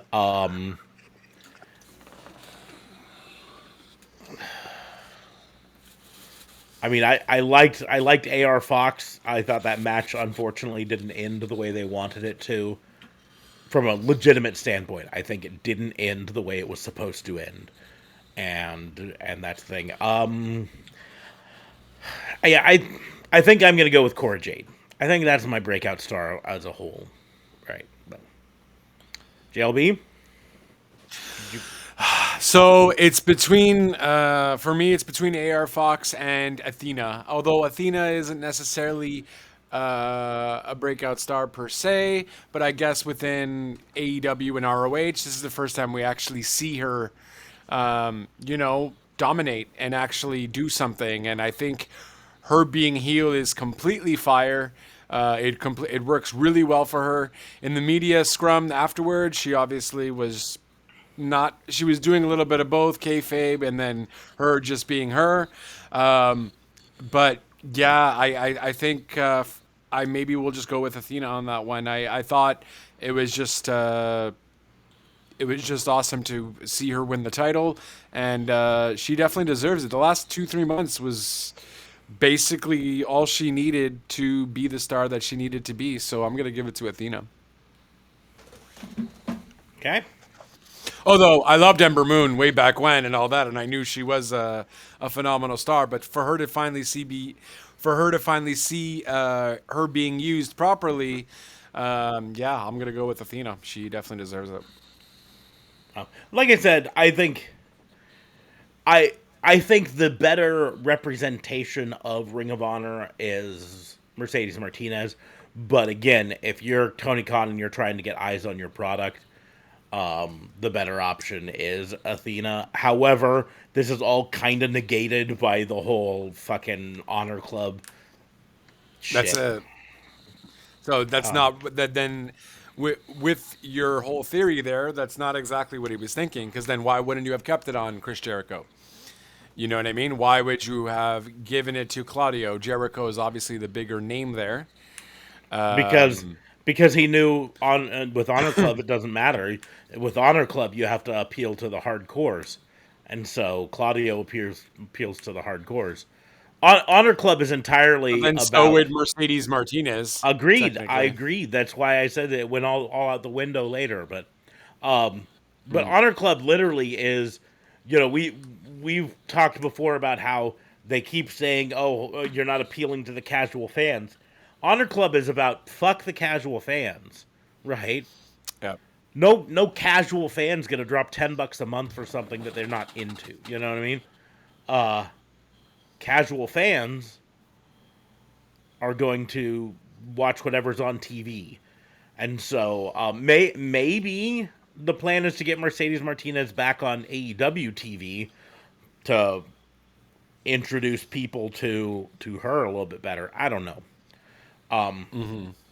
It's going to be interesting to see how things go. But best line of the night. This is the category that I keep thinking I'm just going to get rid of because now that we're not in the a cinematic match era, Right.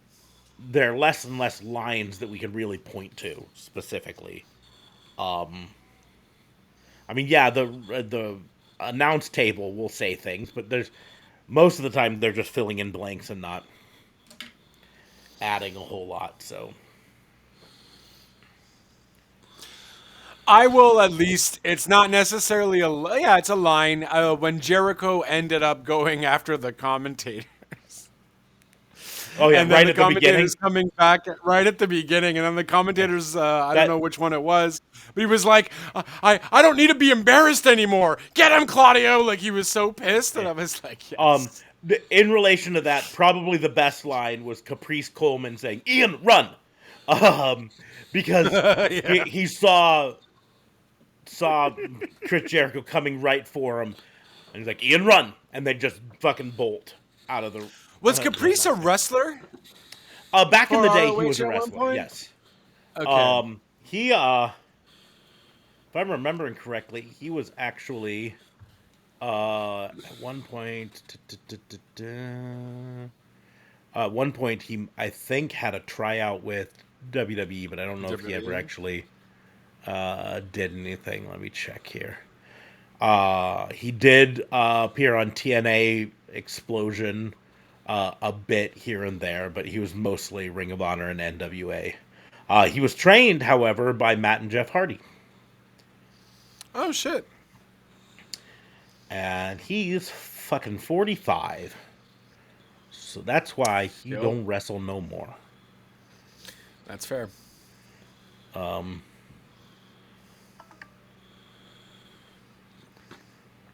yeah. Anyways. Yeah, no, I got Ian best line. Okay. I mean, no, I don't have one. You don't have one? Okay. Yeah, I mean, what do you use? You use Vic Joseph saying something or Booker T saying something? Yeah.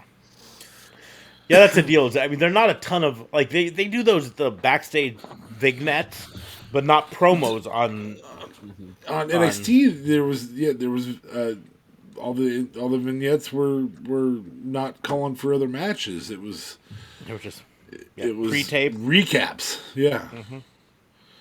So I got nothing. I have literally nothing. Are you sure Booker T didn't do a shucky shucky quack quack thing? Even if he did, it wouldn't be on best line. It's the best, so we're gonna move forward. That's fair. Best performance of the night. I mean, we talked about FTR it already. Briscoe. Yeah. I mean, you two are gonna have that one solidly, and I solidly have Cora Jade. Cora Jade was fire. Ultimately, here's the deal. I thought Cora Jade should have won. I said beforehand that I thought Joe Gacy, Grayson Waller, or JD McDonough would be the winner. Grayson Waller was the winner. The reason Joe Gacy wasn't is because he's recently been in a title feud. So is JD McDonough. After having watched the match, I think the best storyteller is Joe Gacy. That's the breakout star for me. We already had that category. It wasn't the overall breakout star, but I fell in love with Joe Gacy, and I have gradually as time went out. So that's why I didn't make him my fell in love with him. Yeah, well, I'll be a member of his cult, I suppose. But at the end of the day, I don't think you can say anybody but Cora Jade on NXT was the best performance of the night. Yeah. She was fucking fire. She's fire in everything she does. So I think that's kind of what it comes down to is you're talking about performance from a wrestling standpoint or performance from a performance standpoint, from a character standpoint. Yeah, in terms of wrestling, I mean, Joe Gacy, for as big as he is, moves fantastic. JD McDonough, everything JD McDonough does is, as Smarks put it, Finn Balor Jr. Yep, baby Balor. But at the end of the day, I mean, the person who outshined in the match she didn't win was Cora Jade. And she does all the time. All the fucking time. I need to see her in a kendo stick match with Mandy Rose. Can just stick on a pole. I can do it. And that's the deal. It's like I said, it's performance from a wrestling standpoint versus performance from a character standpoint. I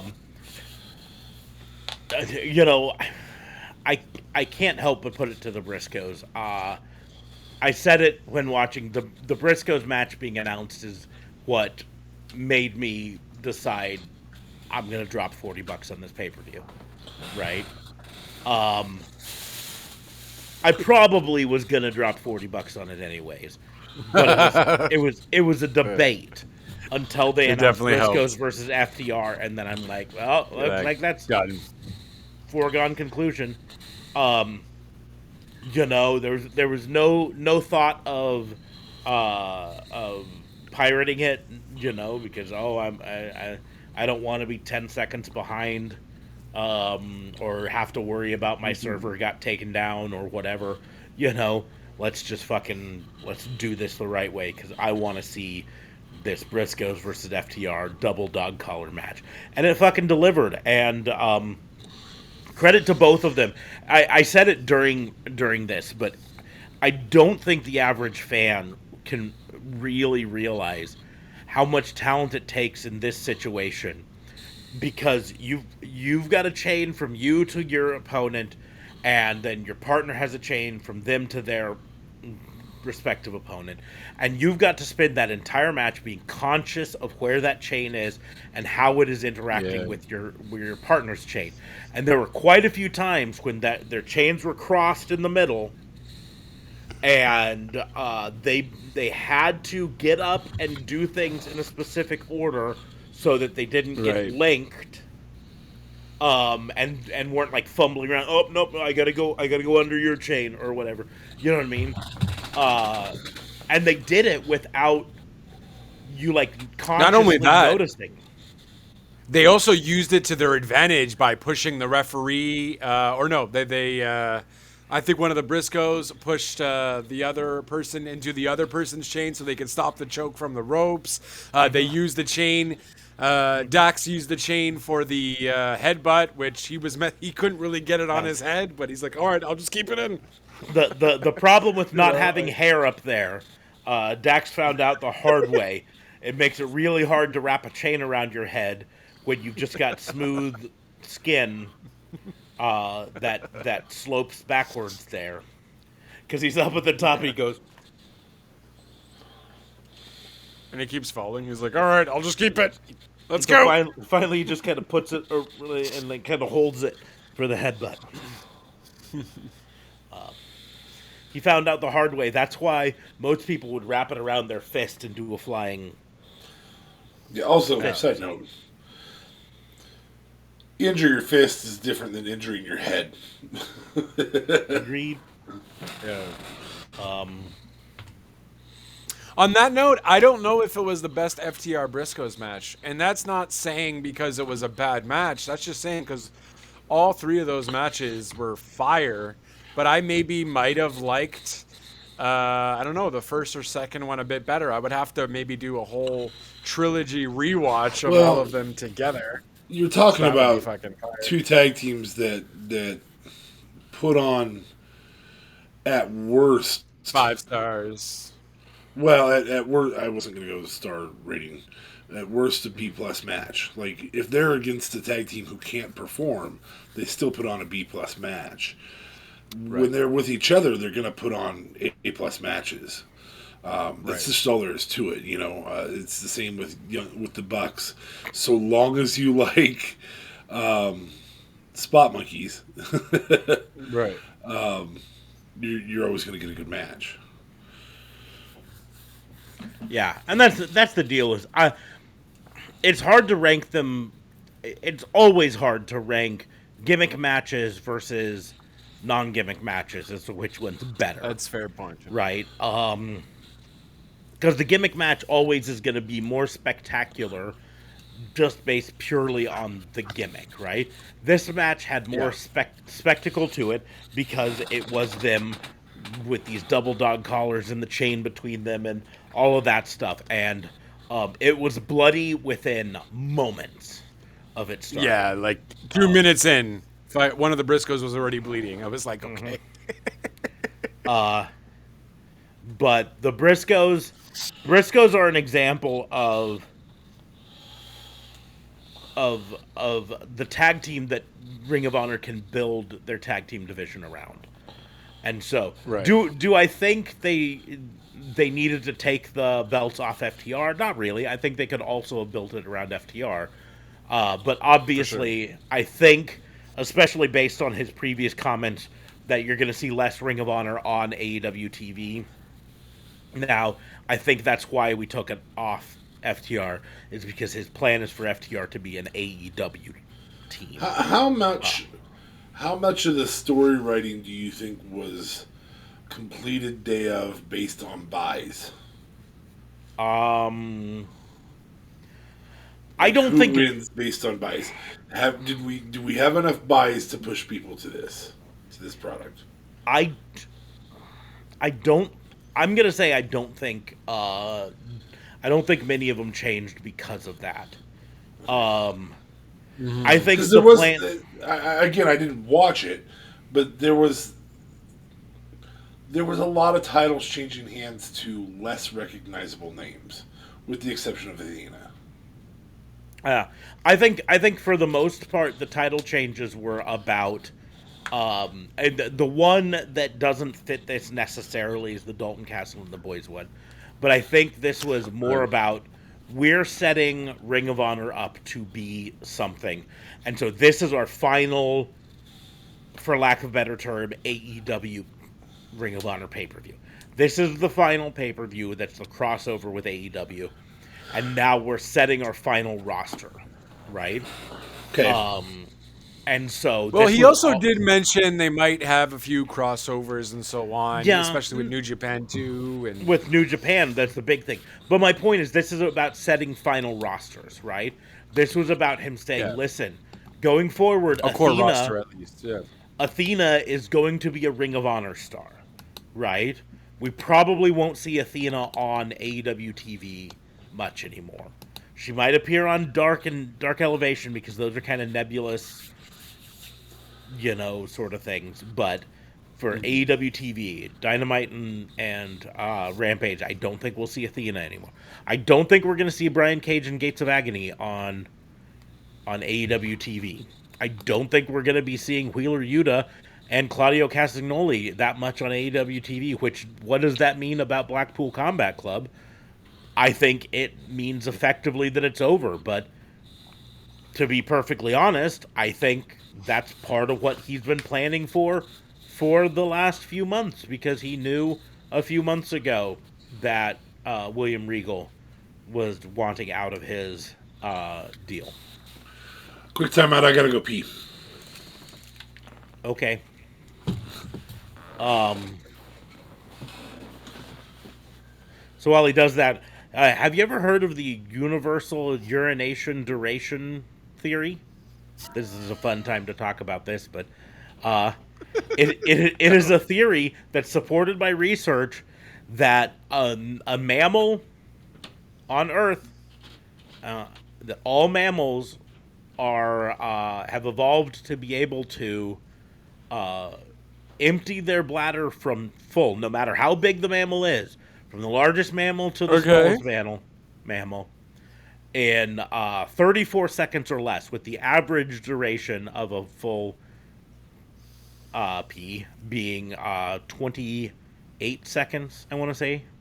28 seconds. Okay. But it's between 28 seconds. The low end was like 24 seconds, and the high end is 34. So 22 to 34 seconds is the range. But that's from entirely full to entirely empty. That no matter how big the mammal is, it can be a fucking elephant or a mouse. That they've evolved with the way to fully empty their bladders from full to empty in less than 34 seconds, universally. Wow. We don't go that much. I mean, I don't go that much.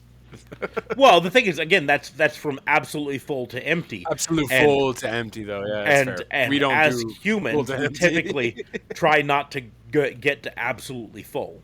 You know what I mean? We start to feel, I'm feeling, and then we go pee. That's fair. But so, I use this theory anytime, I'm like, I gotta use the restroom, and my wife says, "Oh, can you hurry because I gotta go too?" I say, 34 seconds, babe. Universal urination duration. I'm not joking. This is actually a scientific principle.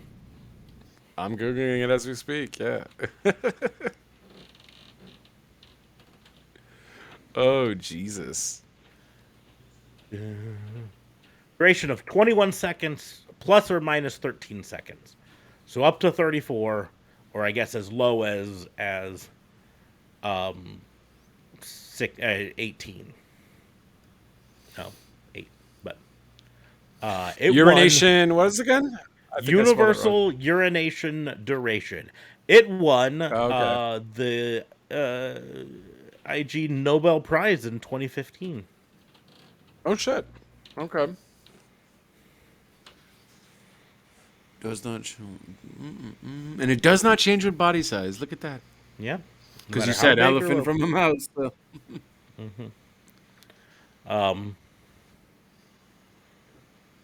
That's a fun little fact.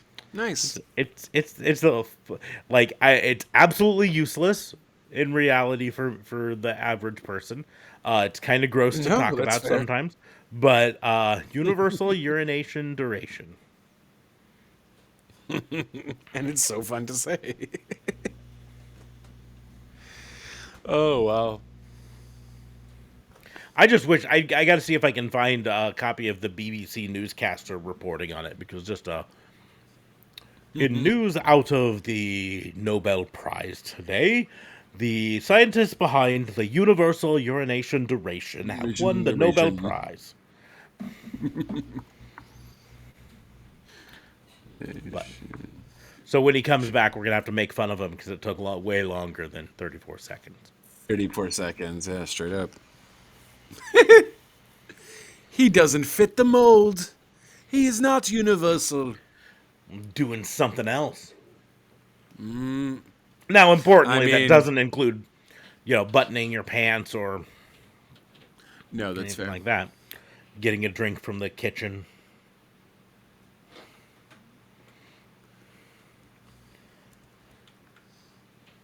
We shall ask him. He's like, nope, I just peed and that's it. We're like, well, you, sir. There you go.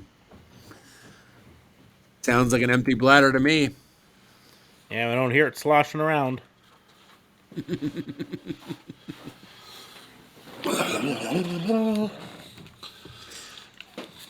That was a long pee, bud. That was way longer than 34 seconds, man. I said 34 seconds?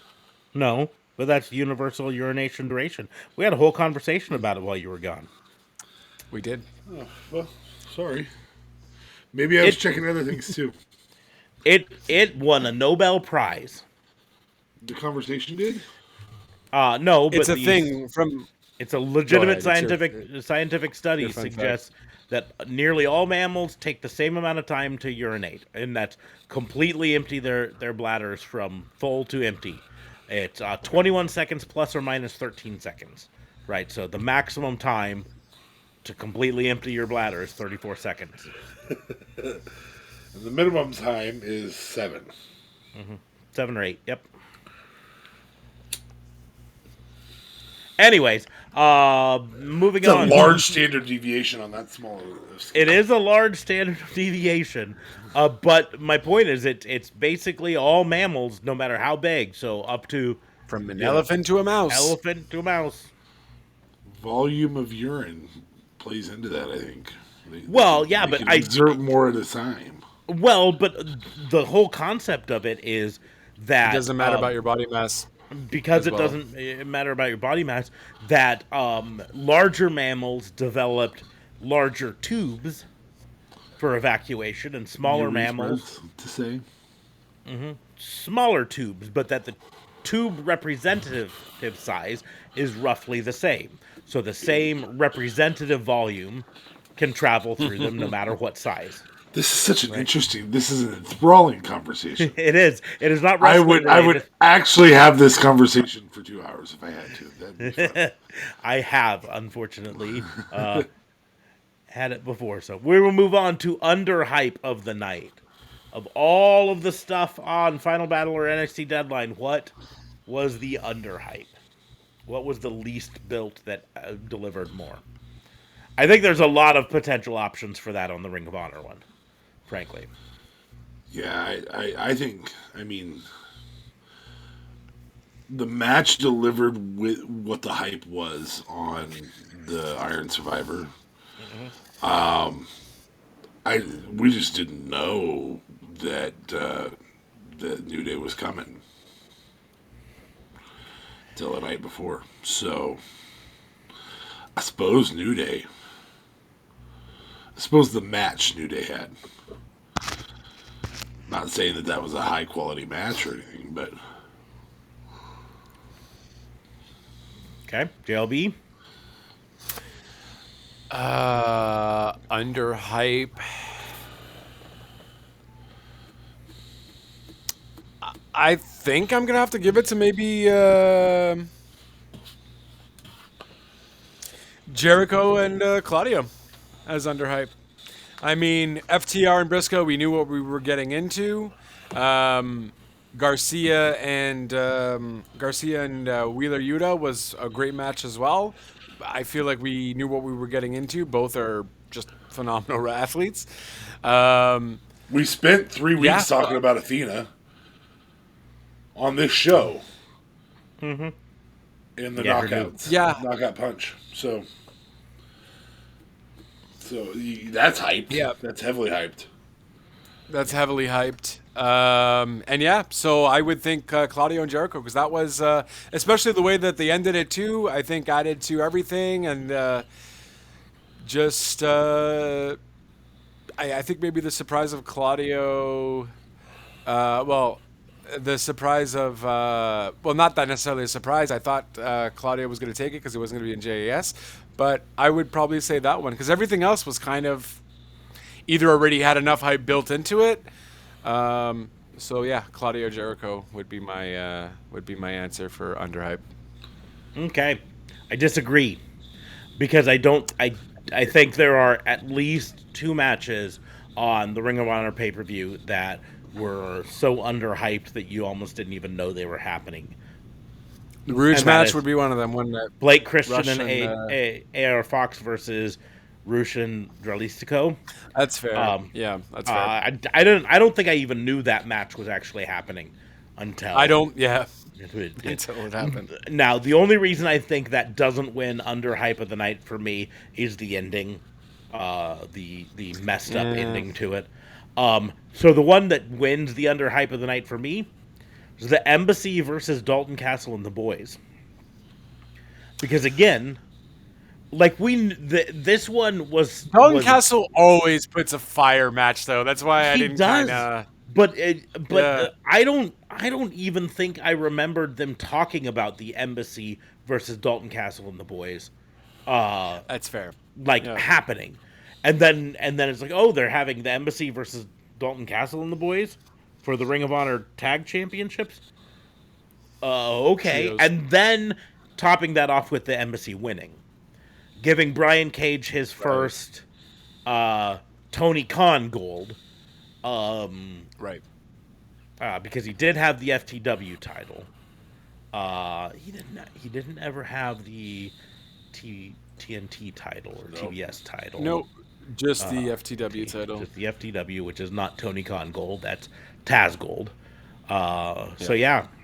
I'll throw one in for AEW or for ROH, and that is Pure Rules. Pure Rules is always fun, and it's always underhyped because I think they just expect people to. Yeah, I think they just expect people to know what Pure Rules means, and I don't think a lot of people truly understand it. So then they're like, "Oh no, by the way." I mean, they show the rules all the time, though. Well, they have to. Pure Rules match. They have to before the Pure Rules match, but they don't do it on AEW. And even during the match.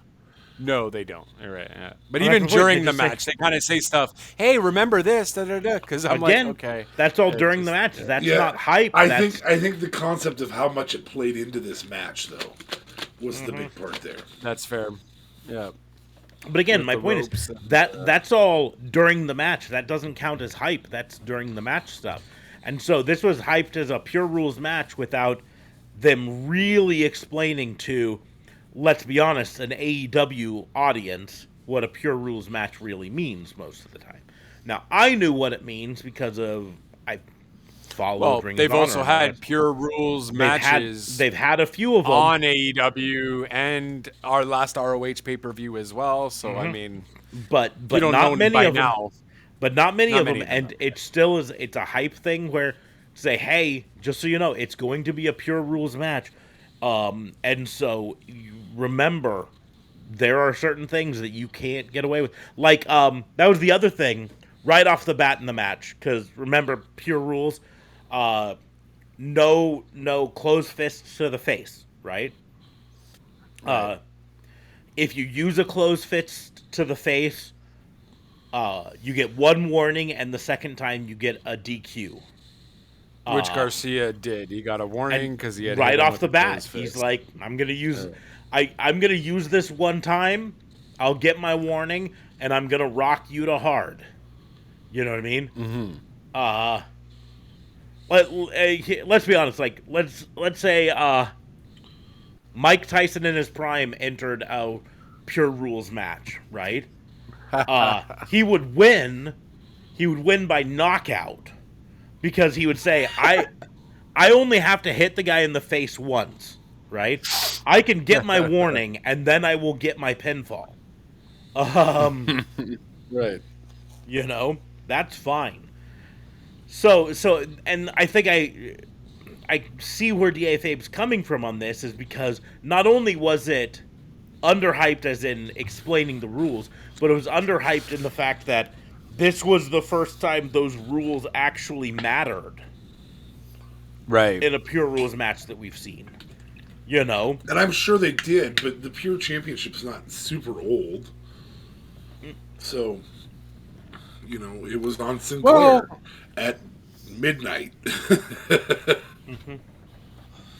Well, the thing is, it sort of is super old and sort of is not. It goes back to 2004, but then in 2006, it was deactivated, and then it came back in 2020. Yeah, that's what I'm... So Okay, yeah, I get... Yeah. So it's old and new at the same time. It is both.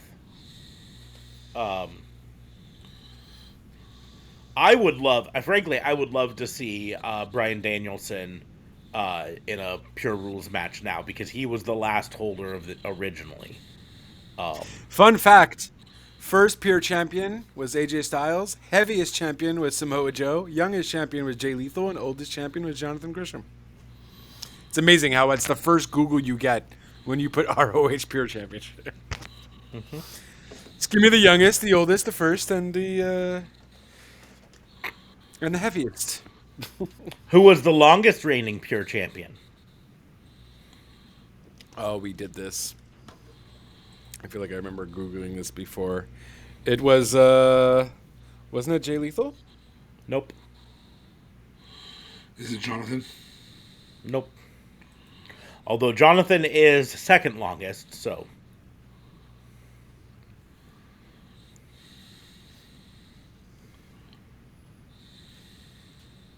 I don't know. I could tell you in Google. Bryan Danielson. Nope. He's a name. Nigel McGuinness. Yeah, I was gonna say if you are just a WWE fan, not a Ring of Honor or independent fan, you would know him as Nigel McGuinness, mostly as a commentator because that's all he did in WWE. Shortest reign was Bryan Danielson, less than a day. Yeah, that's kind of misleading. Pay-per-view thing. No, it was a unification match. So he was the Ring of Honor World Champion, and he had a match against Nigel McGuinness as a unification match. And so he won, and then the title was deactivated. So he was also the last champion prior to them deactivating it. Okay. That makes... Okay, that's fair. Wheeler Yuta, I mentioned this before, but I had to check, and it actually turns out he is the first ever two-time Pure Champion. Oh, snap. They mentioned it, but I thought they were meaning the first of the new reign of Pure Championship. But he is the first ever Pure Champion. Two-time Pure Champion. Two-time. That's what I'm saying. Anyways, okay. Moving back on to professional wrestling. What was your OMG moment of the night?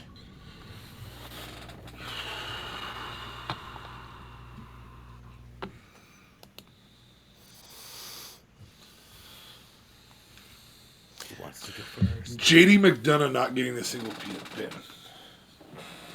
Decent OMG moment. That is pretty disappointing. That's what?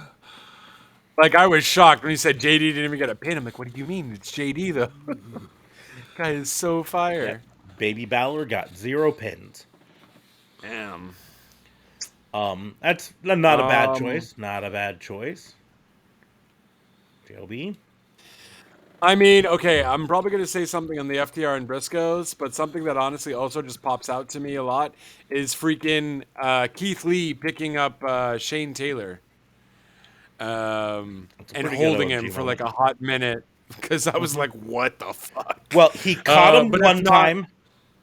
Yeah. He caught him one time and looked like he was about to do what do they call it? I'm totally blanking on it. Samoan drop? Is that what it is? Yeah. Anyways. I mean, yeah.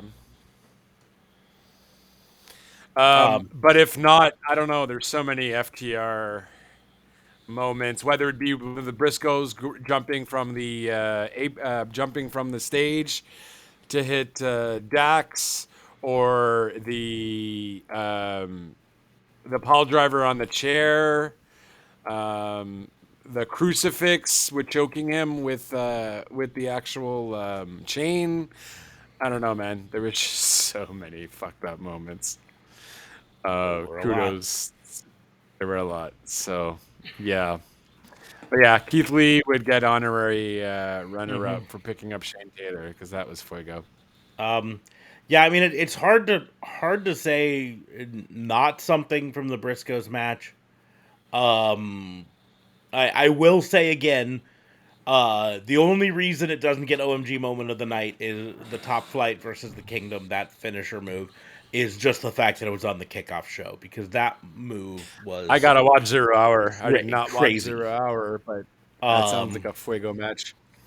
Fun fact: 0 Hour is for free on YouTube's, so you do not have to drop the money for the pay-per-view to watch 0 Hour. You can watch that for free on the YouTube's. Oh, I just saw the Doomsday that FTR did with the chain too. I gotta rewatch this match again. This match was so good. I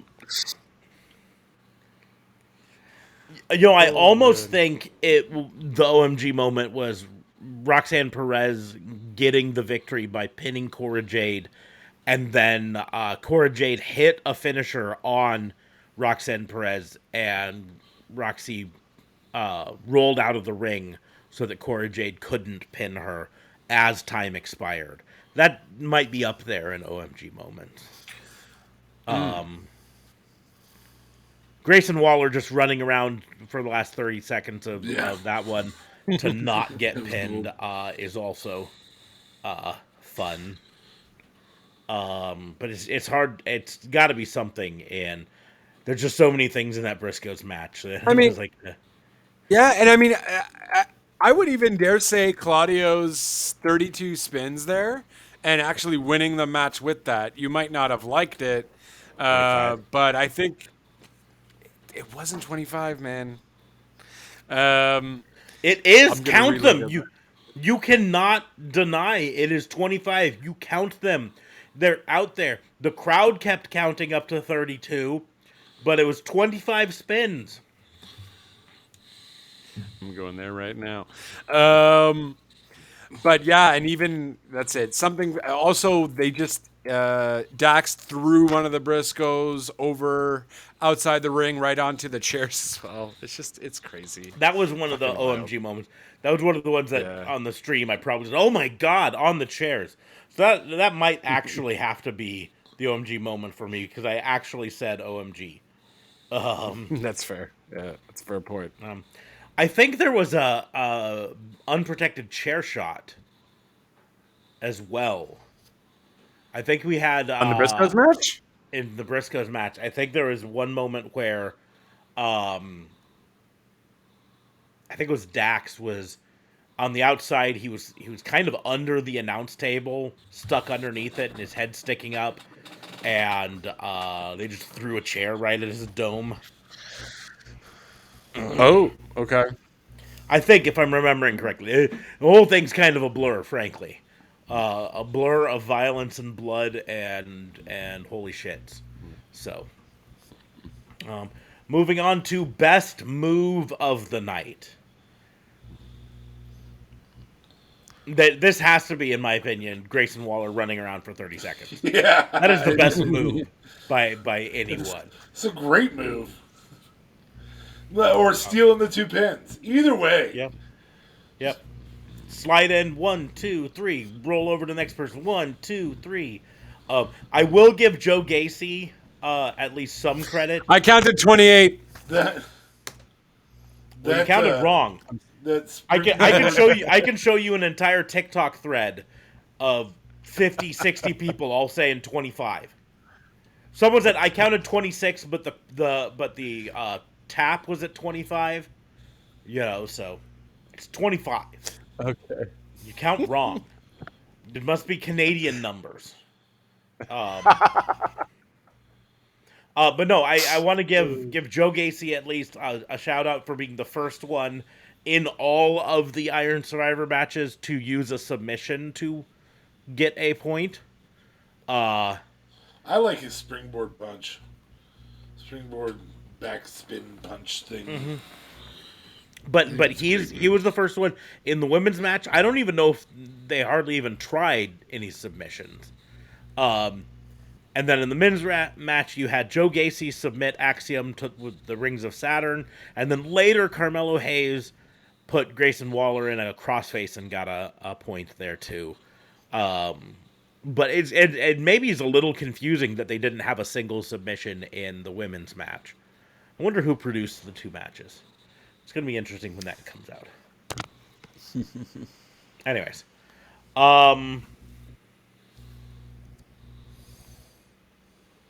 Did everyone get a best move in? No. Yeah, I agree with you on Grayson.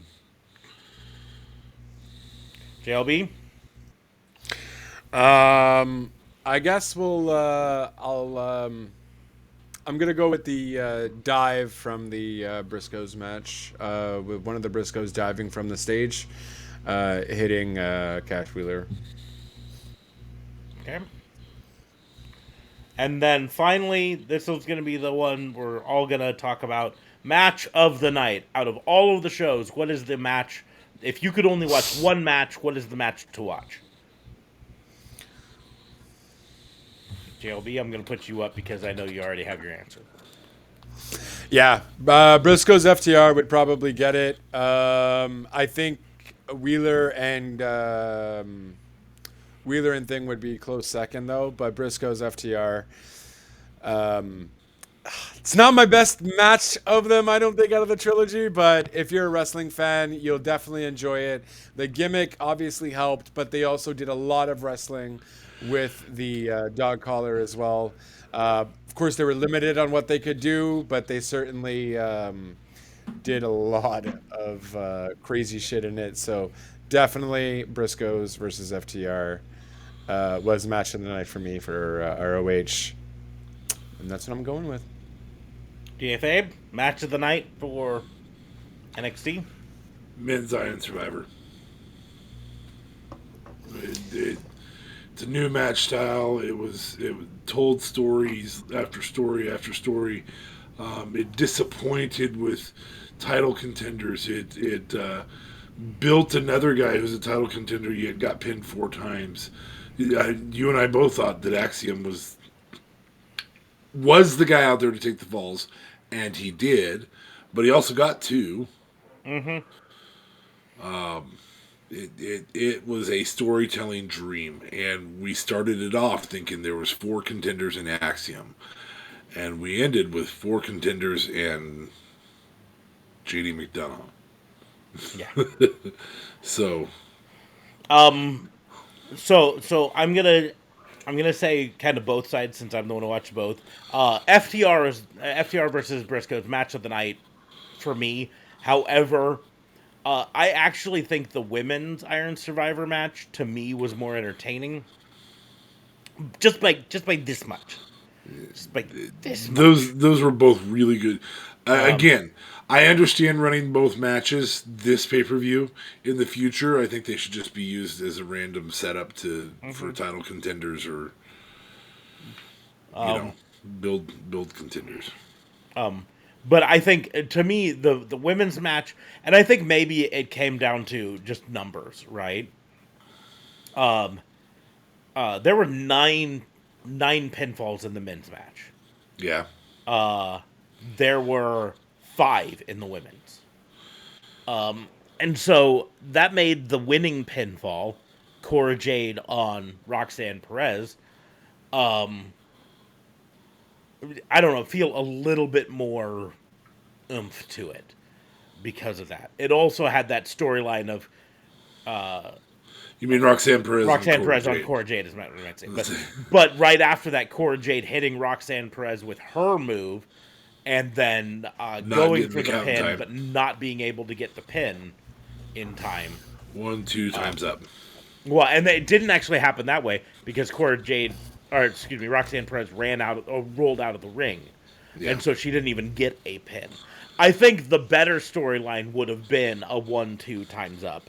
I think that would have been a better story.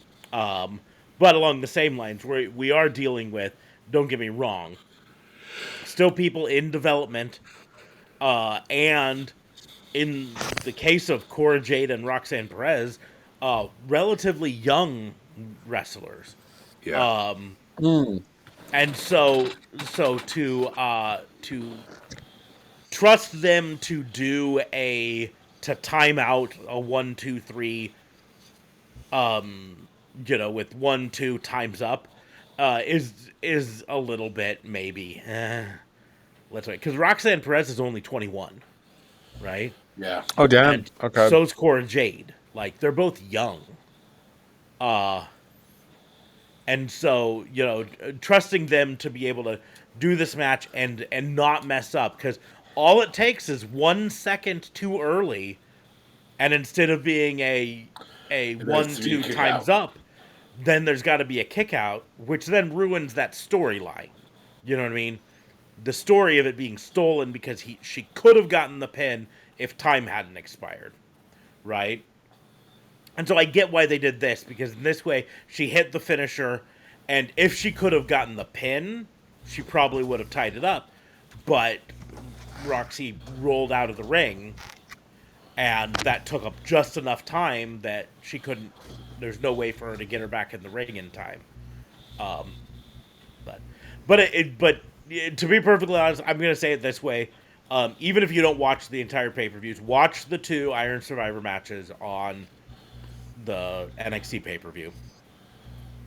Those are best matches of the night for NXT, and then the Briscoes, best match of the night as a whole. Wheeler Yuta versus Daniel Garcia was fire. Blake Christian, AR Fox versus Rushin Dralistico was great until the ending. Athena versus Mercedes Martinez was good. MC versus Dalton Castle and the Boys was good. I feel like Athena Martinez, though, might have been the worst match of the night. And that's not saying that's because it was bad, just because I feel like the other matches just were that much more crazier. Might have been worst match of the Ring of Honor night. ROH. Yeah.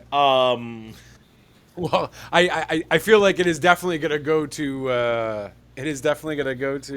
Apollo and yeah. Oh, I think we already and Ron said Breaker Ron for you guys. Yeah. Apollo's worst match of the night is the whole. But again, I want to stress this. I know Da Fabe talked about it. It was not an F of a match. It's not that it was a bad match. It just was, in this situation, the worst of a bunch of fairly good matches, right? That being said, I think I don't think either of these deserve best pay-per-view of the year so far. No. Talk, right? No. The Ring of Honor pay-per-view was good. It was a solid B plus. Best Ring of Honor pay-per-view of the year. Best Ring of Honor pay-per-view of the year, maybe. It set up a lot of things and it had some fire matches. But it wasn't the best pay-per-view of the year, period. The NXT pay-per-view was not the best. It wasn't even the best of the NXTs of the year. Wasn't the worst of the NXTs. But it also was not the worst, and it was nowhere near the worst. So, I will say this, though. I think the NXT pay-per-view, and some of it would have been helped if they would have made the Iron Survivor matches longer, like we said they should. I think it was too short as a whole. Well, we said that last night. Wait, what? Like, it's 2 hours? No. Yeah, I feel like 25 minutes, like 25 minutes for like just a one-on-one is, might be, for some people might be a little long, but to have 5 participants, I feel like you got to have War Games time frame, roughly around 35, 40 minutes. Now, I will say, from a overall percentage standpoint, it was a 2.5 hour long pay-per-view with basically an hour and a half of actual wrestling, which for a WWE brand pay-per-view is actually not that bad of a ratio. like WWE brand pay-per-views are pretty notorious for being like, 3-hour long pay-per-view with 45 minutes of actual wrestling, and Well, so not in the Triple H era though. not in the Triple H era, but in this case, hour and a half out of 2.5 hours is a pretty good average for a WWE thing. WWE brand. I could have used. I think it should have been. It should have been at least a 3-hour pay per view. I've said this before, and I'll say it again. I think pay per view should always be longer than your regular show. Yes. Right. And decisively longer than the other products you put out. Mm-hmm. The reason I say that is because NXT is normally just an hour. It should be longer than Raw.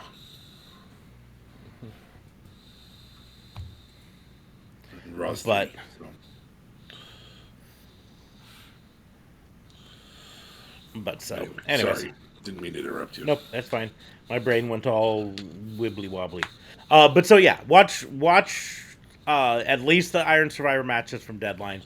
Watch at least the Briscoes and the Wheeler Yuta versus Daniel Garcia matches from Final Battle. I would say the thing is there wasn't a bad match on either of them. Even with us dogging on Apollo versus Braun Breaker, it wasn't a bad match, right? But if you are looking and you're like, you're pressed for time. You're pressed for time. To skip a few matches, right? Yeah. On the NXT one, you could easily skip the Isla Dawn versus Alba Fire match and the Braun Breaker versus Apollo Crews match. And that cuts down 25 minutes out of, not counting entrances and all of that stuff. So that easily cuts a half an hour or so plus out of your watching. And fast forward through the entrances. For the Ring of Honor, as much as I liked the Blake Christian and AR Fox versus Rushin Radisico, from a storyline standpoint, it's a great way to start the pay-per-view. It's a great way to start the pay-per-view, but from a storyline standpoint, it really didn't further any current storylines. No, not at all. And so you could skip that match. You could probably skip, as much as I liked it, you could probably skip the Swerve in Our Glory versus Shane Taylor Promotions. It's a great match, but, you could probably skip, frankly, and this hurts me to say this, but you could skip the Samoa Joe versus Juice Robinson match. I don't even know why. It served no purpose. He retained. Mm-hmm. What was, you could have had it maybe another... I don't know. Well, or at least have, they're building him up as this kind of heel character. At least have him win by being a heel, and build up that storyline, because then you keep at least some of the heat on Juice Robinson. That he came in and he could have won that match if it weren't for that dirty cheat. Anyways. But so that's kind of what I have to say there. But if you have the time to watch them both from beginning to end, watch them both from beginning to end. If you have the time to, watch the kickoff shows for both of them. Because they apparently had matches on the NXT one that I don't remember, and might as well watch them because there's at least some people on the Final Battle kickoff show. Jeff Cobb versus Mascara Dorada, which is the former Grand Metalik. Oh shit! It was a short match, but Jeff Cobb is a beast. I love Jeff Cobb. I hope he gets signed to Ring of Honor, or at least makes a lot of appearances on Ring of Honor. I know he's signed to New Japan, but I hope they use him a lot on Ring of Honor. Well, that's it. Tony Khan was saying there's going to be a lot of crossovers, especially with ROH and New Japan. And even with the TV deal and the Honor Club, he was still talking a lot about we'll see what's going to happen after New Japan's Wrestle Kingdom. And we're going to get into talks with a lot more stuff. So here's to hoping. We might get a lot of NJPW guys in ROH too. So Willow Nightingale versus Trish Adora was fun. And I cannot stress enough, Top Flight versus The Kingdom. The Kingdom, Matt Taven and Mike Bennett are both solid wrestlers, right? I like Matt Taven a lot. Mike Bennett, I've said this before, I think I think he's better when Maria Kanellis Bennett is not in his corner. She is, unfortunately, right now. But that's not anything against her, per se. I just think that he shines better on his own, right? But that's the fire match. So right there, you've got an hour-long kickoff show on for free on the YouTubes that you can watch. That's got at least 3 matches, not counting Jericho Appreciation Society's Angelo Parker and Matt Menard, Cool Hand and Daddy Magic versus Shinobi Shadow Squad featuring the legend that is Cheeseburger. You and Cheeseburger. Who did they fight on the pay-per-view? Who were they fighting against? Like, they had a little scuffle thing in the back, and then they ended up bringing that into the ring. That was kind of cool. And they were kind of promoting that JAS was going to win everything as well afterwards. Trying to remember what happened there. Yeah, but they did end up having a match on 0 Hour as well. They had a match on 0 Hour, yeah, where they defeated Shinobi Shadow Squad, which is Cheeseburger and Eli Isom. It's a Ring of Honor tag team. And if you've never seen Cheeseburger before, Cheeseburger is 5'8" and billed at 136 pounds. Okay. So in the grand scheme of things, he's short for a wrestler. And even short, he's still 136 pounds. Remember, cruiserweights, the little guys in WWE are up to 205 or 215 in other places. Yeah, 205 in WWE, 215 in other places. That's the cruiserweights.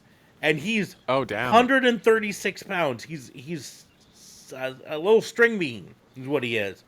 And he's a whole lot of fun. His signature move, his finisher, is called the Shota. They got taught to him by the legends in New Japan. And it's a palm strike.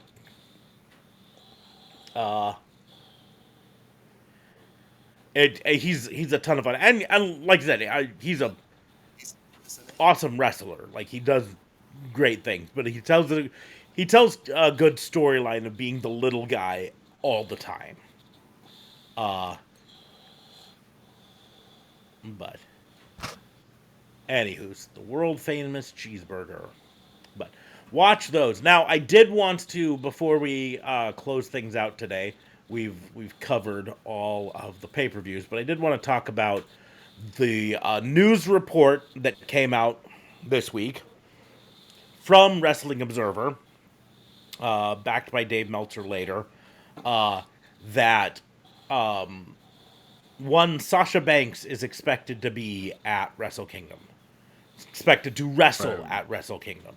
That's an important thing. Not just be there, but actually wrestle. Okay, now they're saying wrestle? Because I remember at the beginning of the week it was... She's expected to face off with Kairi Sane, the current New Japan women's... No, that's not at Wrestle Kingdom, though.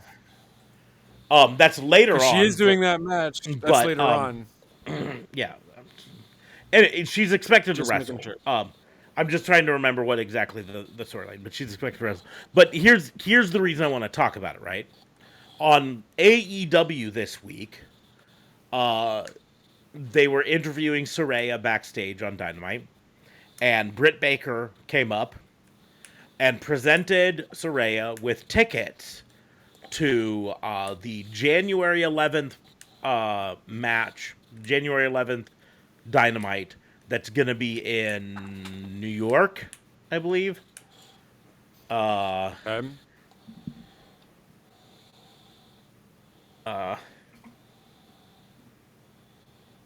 Make sure it's wrestling headlines. Los Angeles, LA. Other side of the country. Entirely other side of the country. 3,400 miles apart. Anyways, but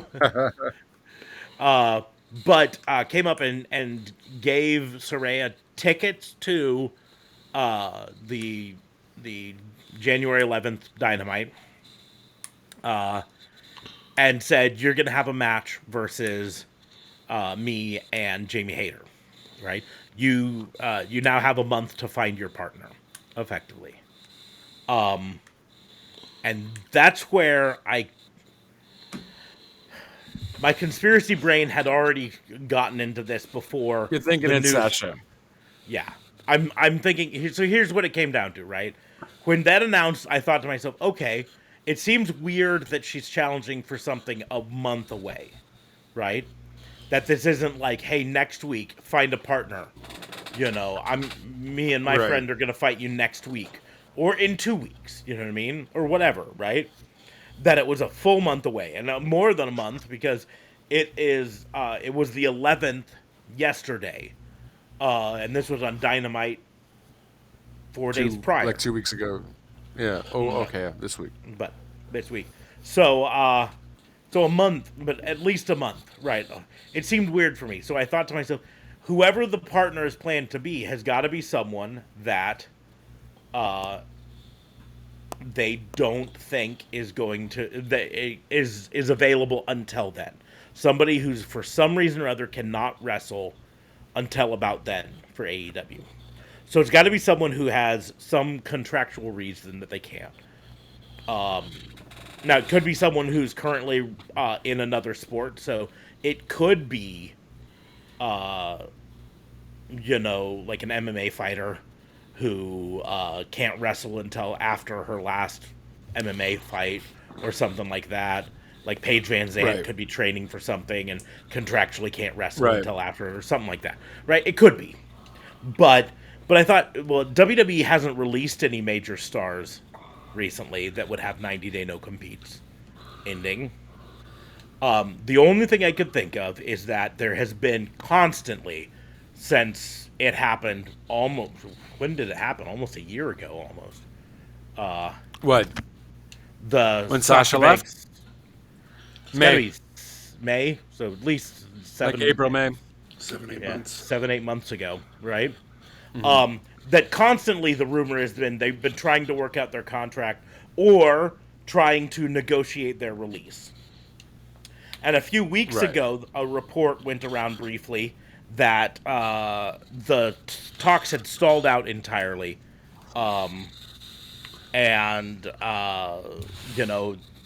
We don't know where their status is anymore.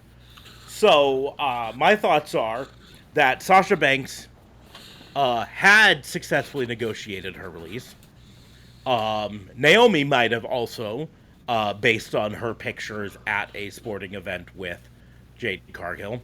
That could have been entirely...